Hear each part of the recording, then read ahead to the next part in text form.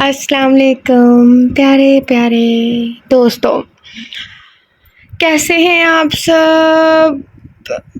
اب تک کیا حال چال ہے آپ کا؟ آپ لوگوں نے پچھلے پارٹ نہیں پڑھے تو میں کمنٹ میں پن کر دیتی ہوں لنک، آپ لوگ ریڈ کر لیجیے گا، ٹھیک ہے؟ ویسے تو میں اس کو روزانہ اپلوڈ کر رہی ہوں، انتہائی عشق میں آج اپلوڈ کر دوں گی، پلیز مجھے معاف کر دیں، میرے موبائل میں اسپیس نہیں ہے، میں کدھر جاؤں، کس دیوار سے سر ماروں اپنا، کس موبائل کو پہ سر ماروں، مجھے سمجھ نہیں آ رہا ہے، اس وجہ سے میں کیا کروں؟ اب مجھے کوئی بتا سکتا ہے کہ کون سا موبائل ٹھیک ہے؟ لائک ویوو نہ کہنا پلیز، مطلب لائک ویوو، سیمسنگ اور کیا کہتے ہیں انفنکس، اوپو، مطلب کون سا ٹھیک ہے؟ کوئی بتا سکتا ہے پلیز؟ اور دوسرا، اگر آپ لوگوں کو میری اردو میں مسٹیک لگتی ہے تو کائنڈلی اپنے والیوم جو ہے نا موبائل کا وہ کم کریں اور خود ریڈ کریں، اور اگر پھر بھی آپ میری ہی آواز میں ریڈ کرنا چاہتے ہیں اور نقص بینی بھی نکالنا چاہتے ہیں تو پلیز نقص بینی نکالنے کے ساتھ ساتھ پیارے خوبصورت لوگوں اس کو ٹھیک کرنے کا بھی بتا دیں۔ انسان ہوں میں، روبوٹ نہیں جس کے اندر پروگرام ڈالا اور فر فر فر فر زبان چلنے لگ پڑی، بس انسان ہوں، مسٹیک مجھ سے ہوتی ہے، اور ایک اچھا انسان وہ ہوتا ہے جو مذاق اور بیجا تنقید کریں، نہیں روکتی، بٹ پلیز بیجا تنقید نہ کریں، مذاق نہ اڑائیں، آپ لوگ مذاق اڑاتے ہیں، اچھا نہیں لگتا۔ مذاق اڑانے کے علاوہ آپ لوگ مجھے ورڈ بتائیں، میں نہ پھر ٹھیک کروں، پھر آپ لوگوں کا کام ہے کہ آپ مجھ پہ تنقید کریں کہ ہاں جی ہم نے بتایا آپ ٹھیک نہیں کرتی، ایسا نہیں ہے، آپ لوگ شروع ہی ہو جاتے ہیں کہ آپ ٹھیک نہیں پڑھتی، پہلے پڑھنا سیکھو فلانا، یہ کہاں سے سیکھوں؟ اگر آپ لوگوں نے بتا دیا تو ٹیچر کے فرائض بھی انجام دے دیں پلیز۔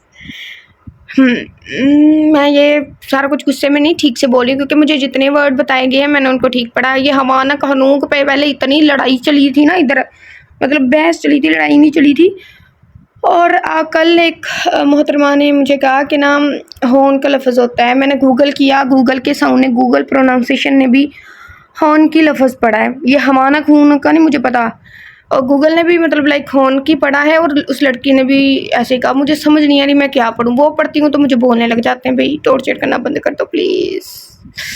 چلے جی ناول پڑھتے ہیں، اس کو میں پہلے پن کر لوں، میں نے یہ سارا کچھ اچھے وے میں کہا ہے، پلیز اگر آپ کو میری کوئی بھی مسٹیک لگتی ہے تو مجھے نا بتا دیں، میں اس کو ٹھیک کر لوں گی، ٹھیک ہے؟ اچھا، ناول ہے یار دل برم، سوری، اس کا ایپیسوڈ نمبر میرے خیال میں 11 ہے، ہاں جی، اور اس کو لکھا ہے، تحریر کیا ہے رحیلہ خان نے۔ چلیں جی اس کو نا ہم ریڈ آؤٹ کرتے ہیں، اور امید ہے کہ آپ کو پسند آئے۔ اور میں ایک بات آپ کو واضح کر دوں، آئی نو کہ مجھے کہے گا کہ آپ بھول ہی جا رہے ہو، بٹ میں ایک چیز آپ کو واضح کر دوں کہ نا اس چینل پہ بولڈ ناول اپلوڈ نہیں ہوتے، یہ تو مسئلہ ہی نہیں نا کہ آپ چپ کر جائیں ہم خود پڑھ لیں گے، بھئی اپلوڈ ہی نہیں ہوتے بولڈ ناول، تو میرے چپ کرنے سے تو کچھ ہوگا ہی نہیں نا، میں چپ کر جاؤں گی آپ خود پڑھ لیں، ایسا سین ہی نہیں، ایسے تو بہت سے بولڈ ناول ہیں، میں وہاں چپ کر جاؤں گی آپ خود پڑھ لیں، لیکن جب ہوتے ہی نہیں ہے اس چینل پہ بولڈ ناول تو میرے چپ کرنے سے تو کوئی ہوتا ہی نہیں ہے، تو اب اگر آپ لوگوں نے بولڈ ناول پڑھنے ہیں تو آپ لوگ پلیز کسی اور چینل سے پڑھ لیں، thank you sweet sweet peoples. چلیں جی پڑھتے ہیں، اب کوئی بات نہیں۔ انفال بھیگی بلی بنی، اضطرابی کیفیت میں مبتلا، انگلیاں مروڑتی، نچلا ہونٹ بچوں کی طرح باہر نکالے، موٹی موٹی آنکھوں میں آنسو سموئے، آنے والے لمحے کا سوچتے یہاں وہاں چکر کاٹتی، ماہد سے بچنے کی دعا کر رہی تھی، کیونکہ آج تو اس کی شامت پکی تھی، جو جان بوجھ کر بھیڑ کے چھتے میں ہاتھ ڈال چکی تھی۔ اس وقت تو وہ مزے سے اس کو بھڑکا کر ماہد کا غصہ انجوائے کر رہی تھی، اور اب انجام کا سوچ کر حلق خشک ہو گیا تھا، جبکہ دل نے سینے میں الگ ادھم مچا رکھا تھا، جیسے جیسے لمحے بیت رہے تھے دھڑکنیں بھی بڑھتی جا رہی تھی۔ اللہ جی بچا لے مجھے پلیز، میں نے تو ڈریسز کا کہا تھا، اس میں شعلے برسانے کی کیا بات تھی بھلا، میرا کیا قصور ہے، ایک تو مجھے اکیلے یہاں لاپٹ خواہ، اوپر سے ماتھے پر آنکھیں رکھے گھوم رہے ہیں جیسے ابھی نکل جائیں گے، اور باہر جانے کی دھمکی نہیں، میری مجال جو میں دھمکی دوں، عرض کی تھی کہ وہ واپس لوٹ آئیں، کیونکہ آپ تو جانتے ہیں نا مجھے ڈر لگتا ہے۔ انفال دروازے کی جانب پشت کے روحان سی آواز میں دعا کری تھی، جبکہ ماہا جو کی سے دروازہ کھول کر بغیر آواز کے اندر آتا اس کی ساری گہر افشانیاں سن چکا تھا۔ فکر نہ کرو، آج تمہارے سارے ڈر ختم کر دوں گا۔ ماہد کی سرد کڑک آواز پر یکدم سے مڑی، سامنے ہی وہ شاپنگ بیگ صوفے پر پٹکتا خونخوار نظروں سے اسے ہی گھور رہا تھا۔ ماہد وہ یہ تمبو مطلب ڈریس۔ مہد کا درجہ سنجیدہ چہرہ دیکھ انفال کی زبان لڑکھڑائی تھی، جبکہ مہد بفرا شیر بنائے اس کو بازو سے دبوچ کر اپنے قریب کھینچ چکا تھا۔ میں جیسے پڑھتی ہوں میں نے ویسے ہی پڑھنا ہے، بات ختم، مجھ سے نہیں آپ لوگوں کی خواہشیں پوری ہوتی۔ اس کے خطرناک تاثرات دیکھ انفال کی رنگت چڑھ پڑی تھی۔ کیا بکواس کری تھی تم؟ گھر سے باہر جاؤ گی؟ میں تمہیں اس قابل نہیں چھوڑوں گا کہ تم کمرے سے بھی باہر نکل سکو۔ گھر سے باہر جانا تو دور کی بات ہے۔ وہ اس کی آنکھوں میں آنکھیں گاڑے دھاڑا تھا۔ اس کی بیوی نے اس کو ٹارچر کرنے میں کوئی کسر نہیں چھوڑی تھی۔ غصے سے اس کا برا حال تھا، جبکہ اس کی دھاڑ پر انفال نے سختی سے آنکھیں میچ لی تھی۔ آپ چلے گئے تو مجھے ڈر لگ رہا تھا، وہ منمنائی، جبکہ مہد کا پارا مزید ہائی ہوا تھا۔ تمہارے ڈر کا ہی علاج کرنے آیا ہوں، وہ اسے سختی سے باہوں میں بھرے اکھڑ لہجے میں بولا تھا کہ انفال نے بے ساختہ آنکھیں کھول کر ملتجی نظروں سے دیکھا، جو ابھی سے صوفے پر پٹک کر خود اس پر سایہ فگن ہوا تھا، جبکہ اس کے تیور دیکھ انفال کی ریڑھ کی ہڈی میں سنسناہٹ سی محسوس ہوئی تھی۔ جب ہی مہد نے 2 انگلیوں سے اپنی شرٹ کے اوپری بٹن کھولے تھے کہ اس کی سنبھل سے انفال کی آنکھیں پھیلی تھیں۔ کیا کر رہے ہیں آپ؟ وہ دھواں دھواں ہوتا چہرہ لیے بولی۔ تمہارا دماغ ٹھکانے لگا رہا، مہد گھرا کر کہتا اس پر جھکا تھا۔ وہ اپنا سارا ڈر، غصہ، شدت، جنون اس میں انڈیلتا اسے مکمل بے بس کر گیا تھا کہ انفال سانسوں کے لیے اس کی باہوں میں بن جل مچھلی کی طرح تڑپ رہی تھی۔ وہ اپنے باہوں کو اس کے شانوں پر رکھے دور دھکیلتی اپنے ہاتھوں کو سے سخت مزاحمت کر رہی تھی، جبکہ وہ بے رحم بنا قطرہ قطرہ اس کی سانسوں کو اپنے سینے میں اتار رہا تھا کہ انفال کی مزاحمت پر وہ اس کی پشت پر انگلیوں کا دباؤ بڑھاتا اسے مزید خود کے قریب کھینچ چکا تھا۔ انفال کو لگا تھا وہ اگلی سانس نہ لے پائی تو دم توڑ دے گی۔ اس کا دل سوکھے پتے کی مانند لرز اٹھا، جبکہ وجود بے جان ہوتا محسوس ہوا تھا۔ اس کی آنکھوں سے اشک ٹوٹ کر چہرہ بھگو رہے تھے، جبکہ وہ لمحہ بہ لمحہ موت کو قریب تر آتے محسوس کر رہی تھی۔ اس نے اشک زدہ آنکھوں سے خود پر جھکے مہد کو دیکھا تھا۔ آنکھوں میں التجا تھی، پر وہ تو جیسے درد دور ہونا بھول چکا تھا۔ اس سے پہلے کہ انفال اس کی باہوں میں ہوش و خرچ سے بیگانہ ہوتی، بلاخر وہ رحم کھا کر اس سے لبوں کا گہرا کٹ لگا کر دور ہوتا، ماتھا اس کی پیشانی سے ٹکایا۔ آزادی ملتے ہی انفال اس کے سینے پر دونوں ہاتھ جمائے گہرے گہرے سانس بھرنے لگی۔ انفال کی سانسیں بری طرح بگڑ چکی تھی، جسے وہ ہموار کرنے کی کوشش میں لگی تھی، جبکہ مہد اس کی سانسوں کی مدھم آواز سنتا، آنکھیں مودے اس کی نرم گرم سانسوں کو اپنے چہرے پر محسوس کرتا مسرور سا ہوا تھا۔ مر جانا تھا میں نے بھی، وہ نم آواز میں بولتی اس کی پشت پر دونوں ہاتھ باندھ کر اس کے گردن میں چہرہ چھپائے رونے میں مشغول ہو چکی تھی، جبکہ اس کی حرکت پر مہد پل بھر کے لیے حیران ہوا تھا، جو اس کے جذبات بری طرح بھڑکا چکی تھی کہ وہ اس کے بالوں میں چہرہ چھپا گیا۔ جب الٹی سیدھی حرکتیں کرتی ہو تو ان کے جواب میری شدتیں برداشت کرنے کی بھی عادت ڈالو۔ اب رو کیوں رہی ہو؟ آپ اچھے نہیں ہیں، میں اس سے بھی زیادہ برا ہوں، بہت جلد اندازہ ہو جائے گا۔ مہد اس کی پیٹھ سے ہلاتا اٹھ کر بیٹھا، ساتھ اسے بھی کھینچ کر سینے سے لگایا۔ کیوں نہیں سمجھتی تمہارا باہر جانا خطرے سے خالی نہیں، بس کچھ دن اس کے بعد سب کچھ ٹھیک ہو جائے گا۔ مہد اس کے بال سہلاتا سمجھاتے بولا۔ مجھے یہاں اکیلے نہیں رہنا مہد، وہ دکھ سے بولتی مزید اس میں سمٹی، جبکہ مہد نے لب بھینچے۔ یہ لڑکی اس کا زبردست ماتی تھی۔ جب مہد نے اس کا چہرہ اپنے سینے سے نکال کر ہاتھوں کے پیالوں میں بھرا، اس کے لبوں سے خون رستا دیکھ مہد نے جھک کر اپنے لبوں سے چن لیا۔ اگر میں رک گیا تو کیا میری شدتیں برداشت کر پاؤ گی وائٹ للی؟ وہ اس کو شدت سے سینے میں بھیجے گمبھیرتاً بولا۔ اس کی بات پر انفال نے ہڑبڑا کر دور ہونا چاہا تھا کہ مہد نے حصار تنگ کرتے اس کی کوشش ناکام بنا دی۔ دونوں کے دل الگ لے پر دھڑک رہے تھے۔ اب کوئی بچکانہ حرکت نہیں، کچھ دیر تک راحت آ جائے گی۔ وہ اس کے بال چہرے سے ہٹاتا، پیشانی پر لب رکھے تنبیہ کرتا اٹھ کھڑا ہوا۔ مہد کا سارا غصہ اس کی معصومیت بھرا انداز دیکھ کر جھانکی مانند بیٹھ چکا تھا، جبکہ اسے جاتے دیکھ انفال کی آنکھوں سے لبالب آنسو سے تر ہوئی تھی۔ آنکھیں، آپ کب آئیں گے؟ وہ معصوم بچوں کی طرح روتی پوچھنے لگی۔ اس کی موجودگی میں جتنا بخلاہٹ کا شکار ہوتی اتنا ہی سکون محسوس کرتی تھی، پر دوری میں عجیب سا چڑچڑاپن ادو آتا تھا۔ اب میں نے سوچ سمجھ لیا ہے، میں آپ لوگوں کو کوئی شکایت نہیں کروں گی، کچھ بھی نہیں کہوں گی۔ کوئی مجھے کہتا ہے میں اسے اگنور کروں گی، کمنٹ سیکشن دیکھوں گی بھی نہیں، منہ بھی نہیں تکوں گی ان لوگوں کا۔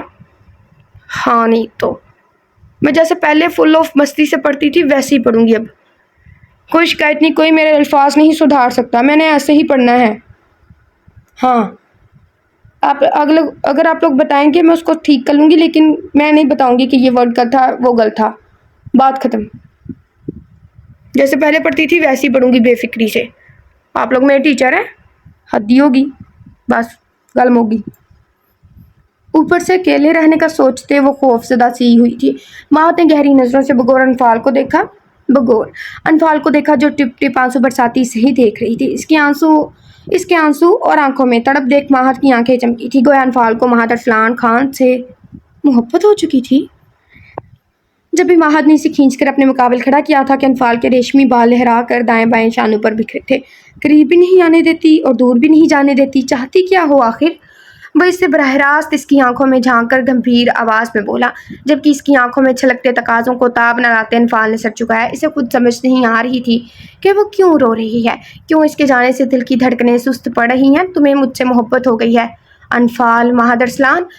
माहद ने हाथ की पुश्त से इसका रुखसार सहलाते सरगोशी की, जबकि अनफाल ने झट से सर उठाकर इसे देखा, जो न जाने पूछ रहा था या बता रहा था, पर वह अनफाल को एक लम्हे के लिए सुन सा कर गया था। बेख्तियार इसका दिल जैसे मुट्ठी में कैद हुआ था और फिर धड़कने शिद्दत अख्तियार कर गई थी। वो तो खुद ही अपनी कैफियत से अनजान थी, पर माहद की बात पर वो उलझनों में जैसे घिर चुकी थी। क्या वाकई से माहद से मोहब्बत हो गई है? क्या ये मोहब्बत है या फिर आदत है? अगर मोहब्बत है तो इसका जीना दोबर है। वो अब खुद की नहीं रही। दिल ने चुपके से बीट मिस की थी, गोया ऐसे अंदिया दिया था कि हाँ वाकई वो मोहब्बत की पहली मंजिल पर कदम रख चुकी है। और अगर आदत है तो ये मोहब्बत से भी ज़्यादा खतरनाक होती है, और पिछले चंद दिनों में वो इसे अपनी आदत डाल चुका था। गोया दोनों ही जानलेवा हैं और वो दोनों बीमारियों में मुब्तला हो चुकी थी। अनफाल मुकाबले खड़े शख्स के जुनून से बखूबी आगाह थी। इसका इकरार माहद अरसलान खान के जुनून खेजियों को बढ़ा सकता था, जिसे बर्दाश्त करने की फ़िलहाल इसमें सक्कत ना थी। वो फटी फटी निगाहों से माहद को देख रही थी, जबकि माहद की खोजती नज़रें अनफाल के चेहरे का तवाफ कर रही थी। इसके चेहरे के तार चढ़ाव से वो बहुत हद तक इसके दिल की हालत समझ गया था। जवाब दो वाइट लिली। माहद ने इसके दोनों हाथों को अपने हाथों में कैद करते सरगोशी में इस्तफसार किया था। मैं पता नहीं। वह नज़रें चुरा गई। इसमें कबूल करने की हिम्मत ना थी। बाकी माहद की नज़रें से बुरी तरह पजल करने का काम अंजाम दे रही थी। इसके नज़रें चुराने पर माहद के लोगों पर ज़ेर कर देने वाली मुस्कुराहट छाई थी, तो गोया नापसंदीदगी और इनकार की कोई गुंजाइश ना थी तो मोहब्बत ही, जिसमें वो भी अपनी शोहर की तरह हट दरम साबित हुई थी कि माहद की तरह वो भी अपनी मोहब्बत मानने से इनकारी थी। तुम्हें मुझसे मोहब्बत हो गई है वाइट लिली, और बहुत जल्द तुम इसका इकरार करोगी। मुझे इस लम्हे का शिद्दत से इंतज़ार रहेगा। वो इसकी मखरूती नरमो नाजुक उंगलियों में अपनी हाथ की उंगलियां फंसाए आँच देते लहजे में गोया हुआ था। इसकी हाथों की हिद्दत अपने हाथों के जरिए वजूद में मुंतकिल होता महसूस करती वो पसीने में नहा गई थी। कुछ चोरी पकड़े जाने का भी असर था कि माहद को इसकी मोहब्बत का इल्म हो चुका था, और वह मुजरमों की तरह सर झुकाए खड़ी थी। इससे मोहब्बत कैसे होगी? वैसे तो उस पर लाख पाबंदियाँ, इतनी पाबंदियाँ लगाता है, ऐसा शख्स हो तो बंदा मुंह तोड़ देता है। मोहब्बत तो खैर बहुत दूर की बात है। इस बात से अनजान के सामने खड़ा इसका शोहर मोहब्बत से इश्क तक के सफ़र को निकल चुका है। वह इसके पोर पोर का दीवाना है, इसके लिए हद दर्जा जुनूनी बन चुका है, पर वो भी अपनी मोहब्बत कबूल करने से इनकारी है। दोनों एक ही कश्ती के मुसाफिर थे। अनफाल की ज़बान कंग हो गई थी। इसे कुछ समझ नहीं आ रही थी कि वो क्या बोले। अल्फाज जैसे गुम से हो गए थे। अब मैं तभी आऊँगा जब तुम ये मान लोगी कि तुम्हें मुझसे मोहब्बत है। अपना ख्याल रखना। कभी ना माना ही ना। माहद इसके कान में सरगोशियाँ करता इसके शाने पर सुलगते लब रखे दूर हुआ। माहद इसके जाने पर वो एकदम झुंझलाहट का शिकार बेसाख्ता पुकार उठी, मुझे रोकना मत, वरना मैं तुम्हारे इकरार मोहब्बत का भी इंतज़ार नहीं करूँगा और फिर तुम्हें ही मुझसे शिकायत होगी। मैं इसके लबों पर उंगली रखे खमार आलूद आवाज़ में बोला था कि अनफाल कपकपा उठी थी। आप कब आएंगे? वो फिर से गोया हुई थी। इसे सवाल का जवाब चाहिए था। जब तुम चाहोगी मुझे पाओगी। वह झटके से इसे अपने बाजू पर गिराता इस पर झुका था। सुलगता लिमस इसकी शैरक पर छोड़ता इसके दिल के मुकाम पर लब रखे थे कि इसकी बाहों में होले से लड़स उठी थी। चेहरा इसके अमल से भाप छोड़ने लगा था। इससे पहले वो लहरा कर फर्श पर गिरती माहद मुस्कुराता इसे खींच कर अपने सीने से लगाकर सहारा दे चुका था, जबकि वो माहद के सहारे इसकी पनाहों में खड़ी कांप रही थी। ये क्या कहते हैं, पश्तो है और मैं ठहरी नलायक बंदी। कहाँ आती है मुझे पश्तो? ये पंजाबी आती है, ठोक नहीं होती है, ठोक देती हूँ बस। ये मुझे मेरी समझ से बलाता है। पता नहीं कौन सी एलियन की लैंग्वेज है, ऐसे नहीं है। इधर बहुत से खान बैठे हुए हैं। माजरत खान साहब, उर्दू पढ़ लेते हैं हम। खुद को मजबूत कलम में से इस वापसी पर मैं हमारे बीच तमाम फासले ख़त्म करना चाहता हूँ, इसलिए जितना जल्दी हो सके अपना माइंड सेट कर लो, मैं इंतज़ार करूँगा। वह इसके सर पर लब रखे पश्तों में गोया हुआ था। फिर से पश्तो बोली उसने। वैसे ये कैसी समझ से बाहर है ना, पता नहीं क्या लिखा होता है, बंदा पढ़ भी नहीं सकता। अगर मैंने यहाँ पढ़ा ना, आप लोगों ने हंस हंस के पागल ही हो जाना। इस वजह से रहने दो। اب مجھے تب بھی بلانے کی ہمت کرنا جب مجھے اپنا آپ سونپنے کی ہمت ہو۔ مہد نے پرفسو لہجے میں سرگوشیاں کرتے اس کی تھوڑی پر جسارت کی۔ پھر سے پشتو پتہ نہیں کیا لکھا ہے، ایسے ورڈ نا ہمارے بابا لکھتے ہیں، وہ پشتو میں نہیں، وہ پنجابی میں یا اردو میں ایسے لکھتے ہیں۔ لائک ہمارے فادر پڑھے نہیں نا ہے، تو وہ جب کسی ورڈ کو لکھتے ہیں نا تب ہمارے گھر میں ایک اچھی محفل لگی ہوتی ہے۔ انہوں نے ورڈ غلط لکھنا ہوتا ہے اور ہم سب نے جوڑ توڑ کر کے کیسے بھی کر کے اس کو پڑھنا ہے، وہ غلط نکلتا ہے اور پھر بس بابا کے ساتھ ہم سب اتنا ہنستے ہیں نا۔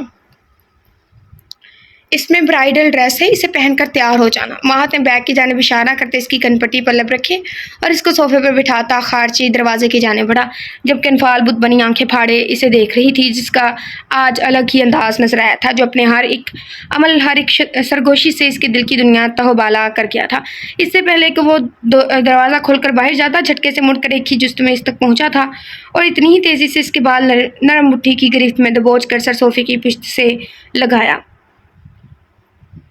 وہ لمحے میں انفال کی سانسیں منتشر کر چکا تھا۔ یہ تو مجھے پتا ہے لیکن میں نہیں پڑھوں گی بھائی، میں نے غلط پڑھ دیا، میرا مذاق بن جانا ہے۔ یہ ہم جب 9th میں تھے نا تب آئی لو یو کو پشتو میں جو بولتے ہیں نا تو وہ بولا کرتے تھے۔ جب ہمیں پتہ چلا تھا نا ساری کلاس کو، مطلب لائک ایسے کچھ گروپس کو ایک دوسرے کو لڑکیوں کو ایسے کہتے رہنا، ایک ہی ورڈ آتا ہے مجھے پشتو کا، یہی جملہ، بلکہ جملہ بھی دیکھو کون سا آتا ہے مجھے۔ وہ باری باری اس کی آنکھوں کو چومتا ہے، اس کے ماتھے پر پرہدت لب رکھے سرگوشی میں گویا ہوتا دور ہوا اور نکلتا چلا گیا، جبکہ مہد کے الفاظ اسے ساکت کر کے تھے کہ اس کی آنکھیں تحیر سے پھیلی تھی، دل جیسے دھڑکنا بھول گیا تھا۔ اس کے کانوں میں مہد کا بولا جملہ بازگشت کر رہا تھا۔ اوکے، مطلب لائک اس کا مطلب ہے میں تم سے محبت کرتا ہوں، یہی ہے شاید اس کا مطلب۔ وہ جو اناؤں کا مارا شخص تھا، ایک تو اس میں جو خیاتی ہے نا اسے پڑھنے میں بڑی دقت آتی ہے۔ شخص تھا نفرت کا دعوے دار، مغرور، اپنے آپ پہ رہنے والا، محبت کے ہاتھوں یوں مجبور ہوا تھا کہ سب کچھ پشت رکھتے وہ جفا کو ٹھوک کر رسید کرتا، الفت میں پنپتا، بے اختیار محبت کا اظہار کرتا، پل بھر میں انفال کی ہستی ہلا گیا تھا، محبت کو خراج پیش کرتا وہ مقابل سے بھی یہی کچھ سننے کا ممتنی حکم صادر کر گیا تھا۔ اس کا دلکش انداز انفال کے وجود میں بڑے رفتار سی دوڑا گیا تھا، اس کا سرگوشی میں اقرار محبت ابھی تلک اس کے کانوں میں گونج رہا تھا، اور پھر شعور کی دنیا میں قدم رکھتے ہی وہ گلاب کی طرح کھل اٹھی تھی۔ دھنک رنگوں میں نہائی وہ اس کی شدتوں سے الجھی بکھری، اس کے رنگ میں نسبتاً رنگی، دل پر ہاتھ رکھے اپنی دھڑکنوں کو قرار دیتی، وہ بہار کے موسم میں چڑھتی کوئی کومپل لگ رہی تھی، دل میں ٹھنڈی پھوار پڑی تھی، جبکہ وجود یوں ہی ہولے ہولے لرز رہا تھا۔ مہد کا اقرار اس میں نئی روح پھونک گیا تھا کہ اس کا سلونا روپ جگمگا اٹھا تھا، وہ خود کو ہواؤں میں اڑتا محسوس کر رہی تھی، اور جب انفال کا اظہار محبت ہونا تھا تب اس پر مہد کی جنونیت کے نئے باب کھلنے تھے، گویا محبت سے ٹکرانے والی تھی اور دونوں ایک دوسرے کے سنگت میں سرگرم ہوتے ایک نئی داستان رقم کرنے والے تھے۔ وہ چاہ چکا تھا اس کو اپنا اسیر بنا کر، اپنے لفظوں میں قید کر کے، اس کے حواسوں کو سلب کر کے اور اس کے دل پر دھڑلے سے اپنا نام درج کر کے، اس پر ایک زہر سا پھونک کر وہ اس کو معتبر کر گیا تھا۔ میں نے کہا تھا کہ یہ 14 کو ختم ہوگا، آج نہیں کہا تھا میں نے، 14 کب ہے اس ٹائم، ٹھیک ہے اس دن، سوری، شکر ہے یہ ختم ہوگا۔ میں نے اس کو بہت ایسٹیمیٹ لگایا تھا کہ یہ جلدی ختم ہو جائے گا، لیکن نہیں، یہ تو جان ہی نہیں چھوڑا، ہاتھوں کے پیچھے پڑا ہے، نہیں مطلب ہم ہی لوگ اس کے پیچھے پڑے ہیں، جو بھی ہے۔ لیکن رائٹر نے نا ایپیسوڈس کو پارٹس میں ڈیوائڈ کر دیا، مطلب 71 ایپیسوڈس ہے نا، اس کا اتنے زیادہ پارٹ، تو اس وجہ سے ٹائم لگ رہا ہے۔ انفال نڈھال سی صوفے کی پشت سے سر ٹکا گئی تھی کہ تبھی ڈور بیل بجی تھی اور وہ ہڑبڑا کر جھٹکے سے سیدھی ہوئی۔ وہ جانتی تھی کہ راحت ہے، پھر بھی وہ احتیاط کے طور پر شاپنگ بیگ سے ایک سوٹ کے ساتھ کا دوپٹہ نکال کر خود کے گرد اچھی طرح اوڑھے دروازے کی جانب بڑھی۔ توقع کے مطابق راحت ہی تھی، یہ پوچھ کے نہیں دروازہ کھولتی ہیروئن ہے، کوئی اور ہوتا تو پھر اٹھا کے مطلب کڈنیپ ہو کے لے جاتے ہیرو کا دشمن وغیرہ۔ میں 100 بار پوچھتی ہوں پہلے بتاؤ، اگر نہ کوئی بولے نا میں کہتی ہوں پہلے بتاؤ، اگر نہیں بولنا تو پھر وہی کھڑے رہو، اندر آ جاتی ہوں خود۔ السلام علیکم میڈم۔ وعلیکم السلام، کیسی ہو؟ انفال اس کو دیکھ خوش دلی سے بولی۔ جی ٹھیک ہوں، وہ سر جھکائے آنسو پیتی بولی، جبکہ انفال نے اس کا رویا رویا چہرہ دیکھ جو ہنوز سر جھکائے کھڑی تھی۔ آؤ اندر، وہ اس کو کہتی ہی دروازے سے ہٹ گئی، جبکہ راحت اپنی پریشانی میں انفال پر غور نہیں کر پائی تھی جو اس وقت ماہد کی ڈریس میں ملبوس تھی۔ تم بیٹھو، میں ابھی آتی ہوں۔ انفال اسے کہتی جلدی سے شاپنگ بیگ اٹھائے کمرے میں آئی کہ جلد سے جلد چینج کر سکے۔ اس کا دل تو ماہد کی ڈریس میں رہنے کا تھا، پر راحت کے سامنے وہ نہیں پہن سکتی تھی۔ کچھ دیر بعد وہ باہر آئی تو ضمیر خان کو دیکھ ٹھٹکی، جو لبیچ بے بسی کی تصویر بنا راحت کو گھور رہا تھا۔ آج وہ بغیر چہرہ چھپائے کھڑا تھا۔ ضمیر بھائی، آپ یہاں؟ وہ دوپٹہ سر پر لیے حیرت سے بولی، اس بات سے انجان کہ اس دن اسے لانے والے وہ نقاب پوش ضمیر خان اور سیف الرحمان ہی تھے۔ جی میڈم، وہ ان کو ہی چھوڑنے آیا تھا۔ کیا مطلب؟ آپ تو شمس لالہ کے ساتھ ہوتے ہیں، تو یہاں کیا کر رہے ہیں؟ انفال نے الجھ کر استفسار کیا۔ انہوں نے ہی بھیجا ہے، ضمیر خان نے تصدیق کی تھی، جبکہ انفال تو چکرا کر رہ گئی۔ مطلب شمس لالہ جانتے ہیں کہ میں ماہد کے پاس ہوں، تو ماہد مجھے حویلی والوں سے بات کیوں نہیں کرنے دے رہے؟ اور شمس لالہ خود کیوں نہیں آئے ملنے؟ اور باقی سب سے مجھے کیوں چھپا رہے ہیں؟ اس کے دماغ میں بے پناہ سوال گھوم رہے تھے، جن کے جواب اب ضمیر خان سے طلب کر رہی تھی۔ مجھے اس دن اغوا کرنے والے آپ ہی تھے نا؟ اب کہ انفال گھور کر پوچھتی اس کے سامنے آن کھڑی ہوئی، جبکہ ضمیر خان نے سر اس بات میں ہلایا۔ کیوں؟ انفال نے غصے سے اگلا سوال کیا، جس پر ضمیر خان نے بنا کسی بحث کے اس کے گواہ ہونے سے شمس خان کے پتہ لگنے تک بات بتا ڈالی۔ اور ماہد نے ایسا کیوں کیا؟ اب کے اگلا سوال پوچھا۔ سوری میڈم، یہ تو سر ہی جانتے ہیں، تم لالے اور ماہد کے چمچے نہ بنو۔ مجھے یہ بتاؤ کہ راحت کو کیا کہا ہے جو رو رہی ہے؟ انفال آنکھیں چھوٹی کیے راحت کو آنسو بہاتا دیکھ ضمیر خان سے بولی، جبکہ ضمیر خان تو پہلو بتلا۔ کیا تم نے اسے ڈرایا ہے یا زبردستی لے آئے ہو؟ اس کو خاموش دیکھ وہ مزید بولی، ابھی تو میں نے ان کو کچھ نہیں کہا، پر آگے کی گارنٹی نہیں ہے۔ وہ راحت کو دیکھتا معنی خیزی سے بولا تھا، مقصد اس کے آنسو روکنا تھا، اور وہی ہوا تھا۔ اس کی بات میں پوشیدہ معنی سمجھتی راحت نے جھٹکے سے سر اٹھا کر اسے دیکھا۔ آنسو کو بریک لگی تھی، جبکہ آنکھوں میں حیرت دھر آئی تھی جو اسے ہی دیکھ رہا تھا، جبکہ انفال کی کھوجتی نگاہیں ان دونوں پر ٹکی تھی۔ کیا تم جانتے ہو ایک دوسرے کو؟ یہ میری بیوی ہے میڈم جی، 4 دن پہلے ہمارا نکاح ہوا تھا۔ ضمیر خان نے سر جھکائے جواب دیا کہ انفال خوش ہونے کے ساتھ حیران بھی ہوئی تھی۔ پھر یہ راحت رو کیوں رہی ہے؟ انفال الجھ کر بولی، 4 دن پہلے اس کی مورے کی وفات ہوئی ہے، اور اس سے پہلے ان کے کہنے پر ہمارا نکاح ہوا ہے۔ میں ماہد سر کے کہنے پر ان کی والدہ کی عیادت کے لیے گیا تھا، پر ان کی طبیعت کافی خراب تھی اور وہ ہمیشہ کے لیے آنکھیں موندنے سے پہلے اپنی بیٹی کی شادی کروانا چاہتی تھی، اور پھر ماہد سر اور شمس سر کی موجودگی میں میرا اور راحت کا نکاح ہوا تھا۔ نکاح کے کچھ دیر بعد ہی ان کی والدہ دنیا فانی سے رخصت ہو گئی تھی۔ ان کے گھر میں کوئی نہیں ہے کہ میں وہاں انہیں چھوڑ سکتا، پر یہ وہاں گھر رہنے پر بضد تھی، اور نہ ہی میرے ساتھ ہمارے گھر چل رہی تھی، اس لیے ماہد سر کے کہنے پر کچھ دن کے لیے ان کو یہاں لایا ہوں، تاکہ آپ بھی اکیلی نہ ہوں اور یہ بھی نہ روئیں۔ پر آپ یہ مستقل ٹھکانہ مت سمجھنا، آپ کا ٹھکانہ میرا گھر ہے، جو کہ اب آپ کا بھی ہے۔ وہ انفال کو ساری حقیقت سے آگاہ کرتا، ساتھ ہی براہ راست راحت کو بھی چتلا گیا تھا، جبکہ یہ سن کر انفال کو راحت کی مورے کے لیے دکھ ہوا، پر اس کو ضمیر خان کی بیوی کے روپ میں دیکھ وہ بہت خوش تھی۔ جب بھی وہ آگے بڑھتی راحت کو گلے لگا چکی تھی، جو اس کے گلے لگے مزید سوں کر رہی تھی، جبکہ ضمیر خان کی حالت دیکھ انفال نے ہنسی دبائی تھی۔ میں ابھی آتی ہوں۔ انفال ان کو پرائیویسی دینے کی خاطر وہاں سے اٹھ گئی۔ انفال کے جاتے ضمیر خان اس کی جانب بڑھا۔ کیا مسئلہ ہے؟ کون سا ظلم ہو گیا تم پر؟ کیوں مجھے مشکوک ظاہر کروانے پر تلی ہو؟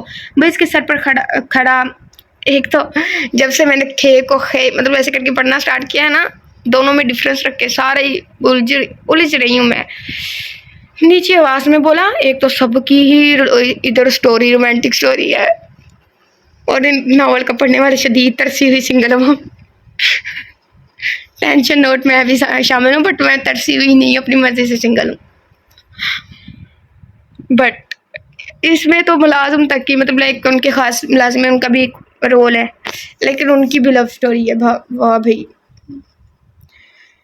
آپ کو کیا مسئلہ ہے؟ میں روؤں یا ہنسوں؟ اس کے مقابل راحت بھی غصے سے بولی، مجھے ہی تو مسئلہ ہے، اب اگر رونا بند نہ کیا تو ابھی اپنے گھر لے جاؤں گا، اور مجھے یقین ہے پھر تم اس سے بھی زیادہ روگی، اس لیے بھی یہ رونا چھوڑ کر میرے بارے سوچو۔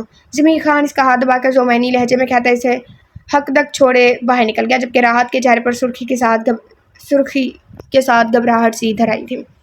Help me please, help, leave me bastard sir. وہ مسلسل چیخو پکار کرتی اپنا دوپٹہ چھڑوانے کی سخت مزاحمت کر رہی تھی۔ نو بیبی، ہیلپ می نہیں، کس بھی بولو۔ ان 4 لڑکوں میں سے ایک کی نشے میں ادھت آواز آئی تھی کہ باقی 4 کا بے ہنگم کہکا گونجا، جبکہ وہ معصوم سی نہایت پرکشش اور جاذب نظر لڑکی آنسو بہاتی ان کے غلط ارادے سے خود کی جانب بڑھتے ہاتھ جھٹکنے کی کوشش کر رہی تھی۔ چھوڑو مجھے، وہ پھر سے چلائی تھی۔ ہمیں خوش کر دے، ہم تجھے چھوڑ دیں گے۔ ایک لڑکا اس کا دوپٹہ کھینچ کر اس کے نازک وجود سے جدا کرتا پھنکارا۔ جبکہ گل اپنے وجود سے دوپٹہ دور ہوتے دیکھ اذیت سے آنکھیں میچ گئی تھی. اس کی چادر راستے میں کہیں گر گئی تھی. جب وہ اس سے بچنے کو بھاگی تھی پر وہ ان لڑکوں نے ایک ہی جست میں اسے جا لیا تھا. پلیز مجھے جانے دو. وہ اپنے گرد بازو لپیٹے روتی ہوئی بولی تھی. جبکہ وہ چاروں لڑکے مکروہ نظروں سے اسے دیکھتے ایک گول دائرے میں گھیرے کھڑے اس کی گرد چکر لگا رہے تھے. اسے زیادہ بکواس مت کر، خاموش رہ، سمجھی؟ ان میں سے ایک لڑکے نے جھپٹ کر اس کی آستین کھینچی، ساتھ ہی زمین پر دھکا دیتا چلایا. جبکہ نازک سی گل کمر کے بل گیلی زمین پر جا گری تھی. لڑکے کے کھینچنے سے آستین پھٹ کر تن سے جدا ہو گئی تھی، جس سے اس کا دھوریا بازو واضح چھلک رہا تھا جبکہ وہ زمین پر گری رہ رہی تھی. اس کے بال بکھر چکے تھے، نازک سراپا لرز رہا تھا، وجود سے ساری ہمت ختم ہوتی محسوس ہوئی تھی. جبکہ وہ چاروں لڑکے اب اس کے گرد بیٹھے اس کو بازو، کندھے اور سر سے چھو رہے تھے. یہ بہت لطف دینے والی ہے، ایک لڑکا خباثت سے بولا تھا. اتنی مر جاؤ تمہاری قبر نکل لے، تھوڑی گچی مروڑ دل کر ہے. انچھوئی کلی ہے، مزہ تو آئے گا ہی. لا حول ولا قوت. ایک اور لڑکا اس کے بازو کو ٹچ کرتا رال ٹپکاتے بولا تھا. نہیں پلیز، سوری، میرے منہ سے اچانک ہی نکل گیا. لیکن ہوتے ہیں ایسے ہی جانور کہیں کے. جبکہ وہ ان کے بیچ پڑی اپنے مر جانے کی دعا کر رہی تھی. اس سے پہلے کوئی مزید کوئی گستاخی کرتے ایک دم سے فائر کی آواز گونجی تھی اور وہ لڑکا جو اس کے بازو پر انگلیاں پھیر رہا تھا ماتھے میں گولی پوست ہونے سے پیچھے جا گرا تھا. تیری خیر ہو گئی. اس کے ساتھ ہی باقی تین ہڑبڑا کر اٹھ کھڑے ہوئے. ان کے دائیں جانب بھی سیاہ شلوار قمیص میں ملبوس، ہاتھ میں گنتھا میں بہروپ شخصیت کا حامل شمس خان کھڑا تھا. شمس خان جو آج شکار پر آیا تھا کہ کسی لڑکی کے چلانے پر وہ اور خاور اسی جانب آئے تھے. پر سامنے کا منظر دیکھ شمس خان کی آنکھوں میں خون اتر آیا تھا. لمحے کی دیر کیے بنا وہ اپنی بندوق سے نشانہ باندھ کر گولی ایک کی کھوپڑی میں پوست کر چکا تھا. مجھے لگا تھا یہ وہ افنان کی دلہن ہوگی. افنان ہی رہ گیا تھا نا اب، لیکن یہ میرے خیال میں خاور کے ساتھ جائے گی. بچا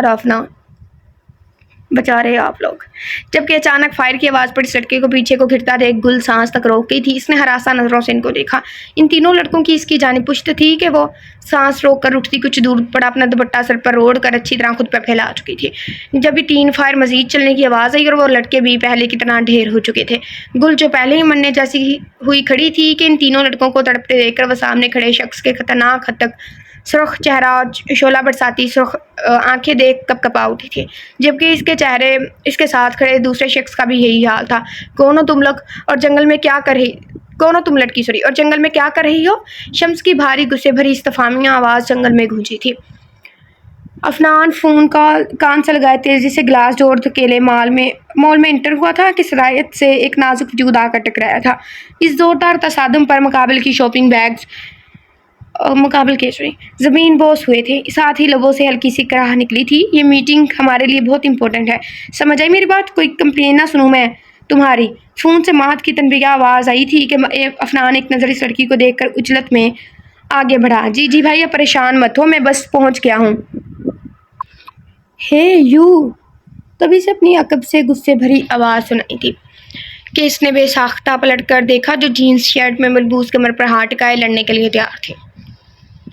ہے یو. تبھی سے اپنے عقب سے غصے بھری آواز سنائی دی کہ اس نے بے ساختہ پلٹ کر دیکھا جو جینز شرٹ میں ملبوس کمر پر ہاتھ ٹکائے لڑنے کے لیے تیار تھی. یس. افنان نے دایاں آئی برو اچکاتے ساتھ ہی استفہامیہ لہجہ اپنا کر کلائی پر بندھی گھڑی پر نگاہ دوڑائی اور ساتھ ہی فون پر تیزی سے کچھ ٹائپ کرنے لگا. جبکہ اس کے یس نے مقابل کو جلتی بھٹی میں جھونک دیا تھا کہ وہ تو جل اٹھی تھی کہ اس کے شان بے نیازی پر اوپر سے وہ یوں تاثر دے رہا تھا جیسے اس پر احسان کر رہا ہو. اور اس کا گھڑی پر وقت دیکھنا اس کے اندر لاوا سا بھر گیا تھا. مطلب اسے کون سا شوق تھا اسے روکنے کا؟ ایک تو وہ اس کی چیزیں گرا کر وقت برباد کر چکا تھا، اوپر سے سوری کے بجائے یس کہہ رہا تھا، اور یہی سے ہی کسر اس کے موبائل میں غرق ہونے نے پوری کر. But a disgrace. وہ خود کے نظر انداز ہونے پر نہیں آئے گا. اور ابھی اس کے ٹکرانے کی وجہ سے فرش پر گرے بیگز کی جانب اشارہ کرتی غصے سے بولی. اس کی سرخناک شدید غصے کا پتہ دے رہی تھی. تبھی افنان جو جانے کی پر تول رہا تھا کہ فون سے نظریں ہٹا کر اسے دیکھا. وہ نیلی آنکھوں والی چھوٹی سی خوبصورت لڑکی کھا جانے والی نظروں سے گھور رہی تھی. It's your fault not mine. وہ سر سے پیر تک اس کا جائزہ لے کر اس کی چھوٹی ہائٹ کی جانب اشارہ کرتا، کندھے اچکا کر گویا ہوتا نچلا لب دانتوں تلے دبا کر مقابل کو مزید سیخ پا کر گیا تھا۔ What do you mean? وہ چلا ہی تو اٹھی تھی، جبکہ افنان کو وقت کا احساس ہوا تھا۔ جب بھی وہ اسے اگنور کیے پلٹا، اسٹاپ اینڈ سے سوری، وہ اسے جاتے دیکھ ایک دم گھرائی، جبکہ افنان کے بڑھتے قدموں کو بریک لگی۔ عجیب زبردستی ہے، وہ بڑبڑا کر چند قدم کے فاصلے پر سے مڑا، جبکہ اس کی بڑبڑاہٹ پر مقابل نے آنکھیں سکیڑی۔ میرے خیال میں ساری رائٹرز کو سجیسٹ کرتی ہوں کہ بہتر یہی ہے جب آپ انگلش یوز کرتے ہیں نا، مطلب چھوٹے موٹے الفاظ ہوتے ہیں وہ اردو میں بھی لکھ لیں تو کوئی مسئلہ نہیں ہے، لیکن جب ٹف لفظ ہوتے ہیں نا جو اردو میں صحیح سے نہیں لکھے جاتے تو وہ انگلش میں ہی لکھیں، پھر بعد میں پڑھنے والوں کو دقت ہوتی ہے۔ کیونکہ اردو اور انگلش میں جب ہم لکھتے ہیں نا تو مطلب انگلش میں تو چلو واضح لکھا ہوتا ہے، ظاہر سی بات جیسے لکھتے ہیں اسپیلنگ کے ساتھ، لیکن اردو میں جب ہم اس چیز کو کنورٹ کریں نا تو وہ ٹھیک نہیں، مطلب اس کی پتہ نہیں کیا لکھنا ہوتا ہے، یہ آئے گی یا کاف آئے گا یا کچھ بھی ایسے، خیر اسی وجہ سے اردو لکھا کریں۔ چھوٹی چوہیا تم ایک چھوٹی لڑکی ہو اس لیے مجھے نظر نہیں آئی، اور ٹکراؤ ہو گیا۔ افنان سیدھا اس کے قد پر چوٹ کرتا عجلت میں بول کر آگے بڑھ گیا، جبکہ پیچھے وہ تو جیسے صدمے میں آ چکی تھی۔ وہ افنان کی باتوں سے سر سے پیر تک آگ میں جھلس اٹھی تھی، جبکہ اس کی آخری الفاظ چھوٹی چوہیا بولنا اسے اپنا دشمن بنا گیا تھا۔ کمینہ، میرے قد پہ بات کرے گا تجھے تو میں چھوڑوں گی نہیں، اگر اب دوبارہ مجھے نظر آئے تو۔ بدتمیز آدمی، بڑا مان ہے تمہیں اپنی ہائٹ پہ، لمبو، اللہ کرے تیری بیوی چھوٹی ہائٹ کی ہو۔ وہ ہاتھ نچا کر بولتی دل کے پھپھولے پھوڑ رہی تھی۔ اسے اردو آتی تھی اس لیے وہ افنان کے الفاظ اچھی طرح سمجھتی، غصے سے بھنا اٹھی تھی۔ جب بھی تن کرتی وہ شاپنگ بیگ اٹھائے باہر جانے کے بجائے اسی جانب بڑھی جس طرف افنان گیا تھا۔ کون ہو تم لوگ، تم لڑکی، اور جنگل میں کیا کر رہی ہو؟ شمس کی بھاری غصے بھری استفہامی آواز جنگل میں گونجی تھی، جبکہ گل چادر مضبوطی سے جکڑے تھر تھر کانپ رہی تھی۔ وہ گھر سے باہر نکلنے پر اب پچھتا رہی تھی، اس کی ماں نے منع بھی کیا تھا پر اس سے صبر ہی نہیں ہو رہا تھا۔ اتنا خوبصورت علاقہ دیکھنے کے لیے وہ مچل اٹھی تھی۔ وہ پہلی بار پاکستان آئی تھی اور پہلی بار ہی علاقے دیکھ کر کھل اٹھی تھی کہ اپنی مورے سے اجازت لے کر اپنے بابا کو نہ بتانے کی التجا کرتی ملازمہ کے ساتھ نکل آئی تھی۔ وہ بڑے مزے سے اور خوش ہو کر سرسبز گھنے جنگلات اور اونچے پہاڑ دور تک پھیلا سبزہ دیکھ تازگی کا احساس محسوس کرتی ہر چیز سے فراموش ہو گئی تھی۔ وہ محویت سے سب دیکھ کر آنکھوں کو خیرہ کر رہی تھی۔ اس دوران وہ یہ بھی نہ سن سکی کہ ملازمہ اسے وہیں رکنے کا کہہ کر گئی تھی، پر وہ سن کہاں رہی تھی، وہ تو اس علاقے کی خوبصورتی کی اسیر ہوتی آگے بڑھتی چلی گئی تھی۔ وہیں وہ ان لڑکوں کی نظر میں آ گئی تھی۔ آج جو اس کے ساتھ ہوا تھا وہ زندگی بھر نہیں بھولنے والی تھی۔ یہ دونوں شخص اس کے لیے کسی فرشتے سے کم نہ تھے، پر اب شمس خان کی آنکھوں میں لہو میں لپٹی نگاہیں، جبکہ وہ اور خاور کا سرخ چہرہ دیکھ وہ مزید گھبرا سی گئی تھی۔ اس کی حالت کو دیکھ خاور نے مٹھیاں بھینجی تھی۔ میں گل ہوں، جنگل کے اس پار قبیلے میں ہماری حویلی ہے۔ میں اپنی ملازمہ کے ساتھ باہر گھومنے کے لیے آئی تھی، پر پتہ نہیں وہ کہاں چلی گئی اور میں آگے بڑھتی رہی۔ مجھے راستوں کا علم نہیں تھا، اس لیے میں جنگل میں آ نکلی اور یہ لڑکے ڈرنک کر رہے تھے۔ میں دیکھ کر ڈر گئی، جب واپس جانا چاہا تو یہ چاروں میرے پیچھے۔ وہ بات ادھوری چھوڑے پھوٹ پھوٹ کر رو دی۔ روئے نہیں، آپ محفوظ ہیں، شمس نے اسے تسلی دی، جبکہ گل نے شکر کا سانس لیا۔ آپ کے والد کا کیا نام ہے؟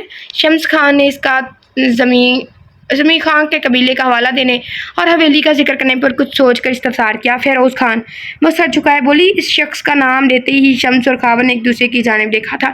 لمحے میں شمس کا چہرہ سپاٹ ہوا، جبکہ لب سختی سے پوست کیے۔ آپ پہلے کہاں رہتی تھی؟ اس نے سخت لہجے میں استفسار کیا کہ گل اس کے لہجے میں سختی محسوس کر کے ڈر سی گئی۔ UAE، وہ چور نگاہوں سے اسے دیکھتی مدھم آواز میں بولی کہ شمس نے سن کر گہری سانس پھنسا کے سپرٹ کی۔ مجھے گھر جانا ہے، گل آنکھیں صاف کرتی بولی۔ فی الحال گھر نہیں جا سکتی، آپ کو ہمارے ساتھ چلنا ہوگا۔ پر کیوں؟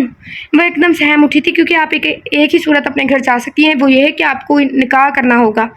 شمس خان برفیلے لہجے میں حتمی بولا تھا۔ اس کی بات پر گل کی آنکھیں پھٹنے کی حد پھیل گئی تھی، جبکہ یہی حال خاور کا بھی تھا۔ شمس سیدھا مدعے کی بات پر آیا تھا، اپنے دشمن کی بیٹی سے گھما پھرا کر بات کرنا ممکن نہیں تھا۔ دشمن کی بیٹی سے نکاح کروا سکتے ہو اپنے مطلب آدمی کا؟ حد ہی ہو گئی ہے۔ تم یہاں کیا کر رہی ہو؟ خان ہاؤس آتا ڈرائنگ روم میں رومانہ کو بیٹھا دیکھ لہجے میں ناگواریت سموئے بولا۔ اسے رومانہ کا پیچھے پہنچ جانا حد سے زیادہ برا لگا تھا. وہ اس کی نیت سے واقف تھا. وہ ضرور انفال کے متعلق کھوج لگانے کی تگدو کر رہی تھی. وہ تم نے بتایا ہی نہیں اور یہاں چلے آئے. میرا دل نہیں لگ رہا تھا. وہ مسکرا کر بولتی اپنی جگہ سے اٹھ کھڑی ہوئی. تمہیں یوں نہیں آنا چاہیے تھا. مہد تیوری چڑھائے اپنی بات پر زور دیتا بولا. ہاں میں کل واپس چلی جاؤں گی. رومانہ منہ بناتی بولی. وٹ کل؟ آج ابھی اسی وقت جاؤ گی تم؟ مہد غصے سے بولا. میں کل؟ شٹ اپ رومانہ, تم یہاں نہیں رہ سکتی. ابھی ہماری شادی نہیں ہوئی اور تم اچھی طرح جانتی ہو اس گھر میں صرف میں رہتا ہوں, تو تمہارا میرے ساتھ یہاں رکنا غلط ہے. وہ بیزار لہجے میں بولتا. اس کو اچھا خاصا انسلٹ کر کے تھا. تو تم شادی کر لو نا مجھ سے. اب تم سے دور نہیں رہا جاتا. میں ہر وقت تمہارے ساتھ رہنا چاہتی ہوں. او بھئی عقل کی گدھی کسی تھا کہ تیری شادی ہوئی ہے پہلے, اور مرد مطلب ایسے نکاح کر سکتا ہے, عورت تو نکاح کر ہی نہیں سکتی. نکاح پہ نکاح جائز ہی نہیں ہے.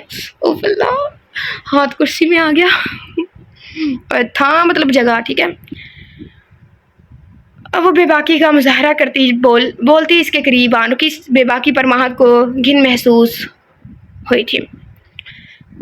سب میں اناؤنس تو کر دیا ہے, واپسی میں شادی بھی ہو جائے گی. مہد اس کا ہاتھ خود سے دور جھٹکتا صوفے پر برجمان ہوا. سچ؟ رومانہ اس کا ہاتھ جھٹکنا اگنور کرتی خوشی سے کھل اٹھی تھی. کچھ ضروری میٹنگ ہے, چند دن لگ سکتے ہیں. اس کے بعد ہماری شادی ہوگی اور تب تک تم یہاں نہیں آؤ گی. مہد سرد نگاہیں اس کے چہرے پر ڈالے پھنکارا تھا, جبکہ رومانہ تو خود کو ہواؤں میں اڑتا محسوس کر رہی تھی. ٹھیک ہے, میں مورے سے آج ہی شادی کی تیاریاں شروع کرنے کا کہتی ہوں. وہ ایکسائٹڈ سی بولی, جبکہ مہد طنزیہ مسکرا کر چہرہ دوسری جانب کر گیا تھا. شاداب کہاں ہیں آج کل؟ وہ ملازم کے پیش کیے ٹرے سے پانی کا گلاس اٹھاتا بولا, جبکہ شاداب کے نام پر رومانہ کی مسکراہٹ سمٹی, کیونکہ وہ حشمت کا ساتھ جوائن کرتا اس کے اسمگلنگ کے دھندے میں انوالو ہو چکا تھا. پر رومانہ اپنے چچا اور بھائی کے اس کام سے انجان تھی. وہ صرف اتنا جانتی تھی کہ وہ حشمت کے ساتھ کسی اہم کام سے گیا ہے.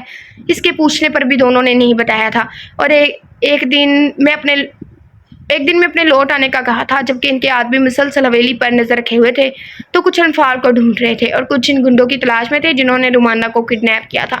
کیونکہ رومانہ حشمت اور شاداب کو اس گنڈے کی کئی ساری باتیں بتا چکی تھی سوائے اپنے نکاح کے. وہ بزنس میٹنگ کے لیے آؤٹ آف کنٹری گیا ہے, آج آ جائے گا.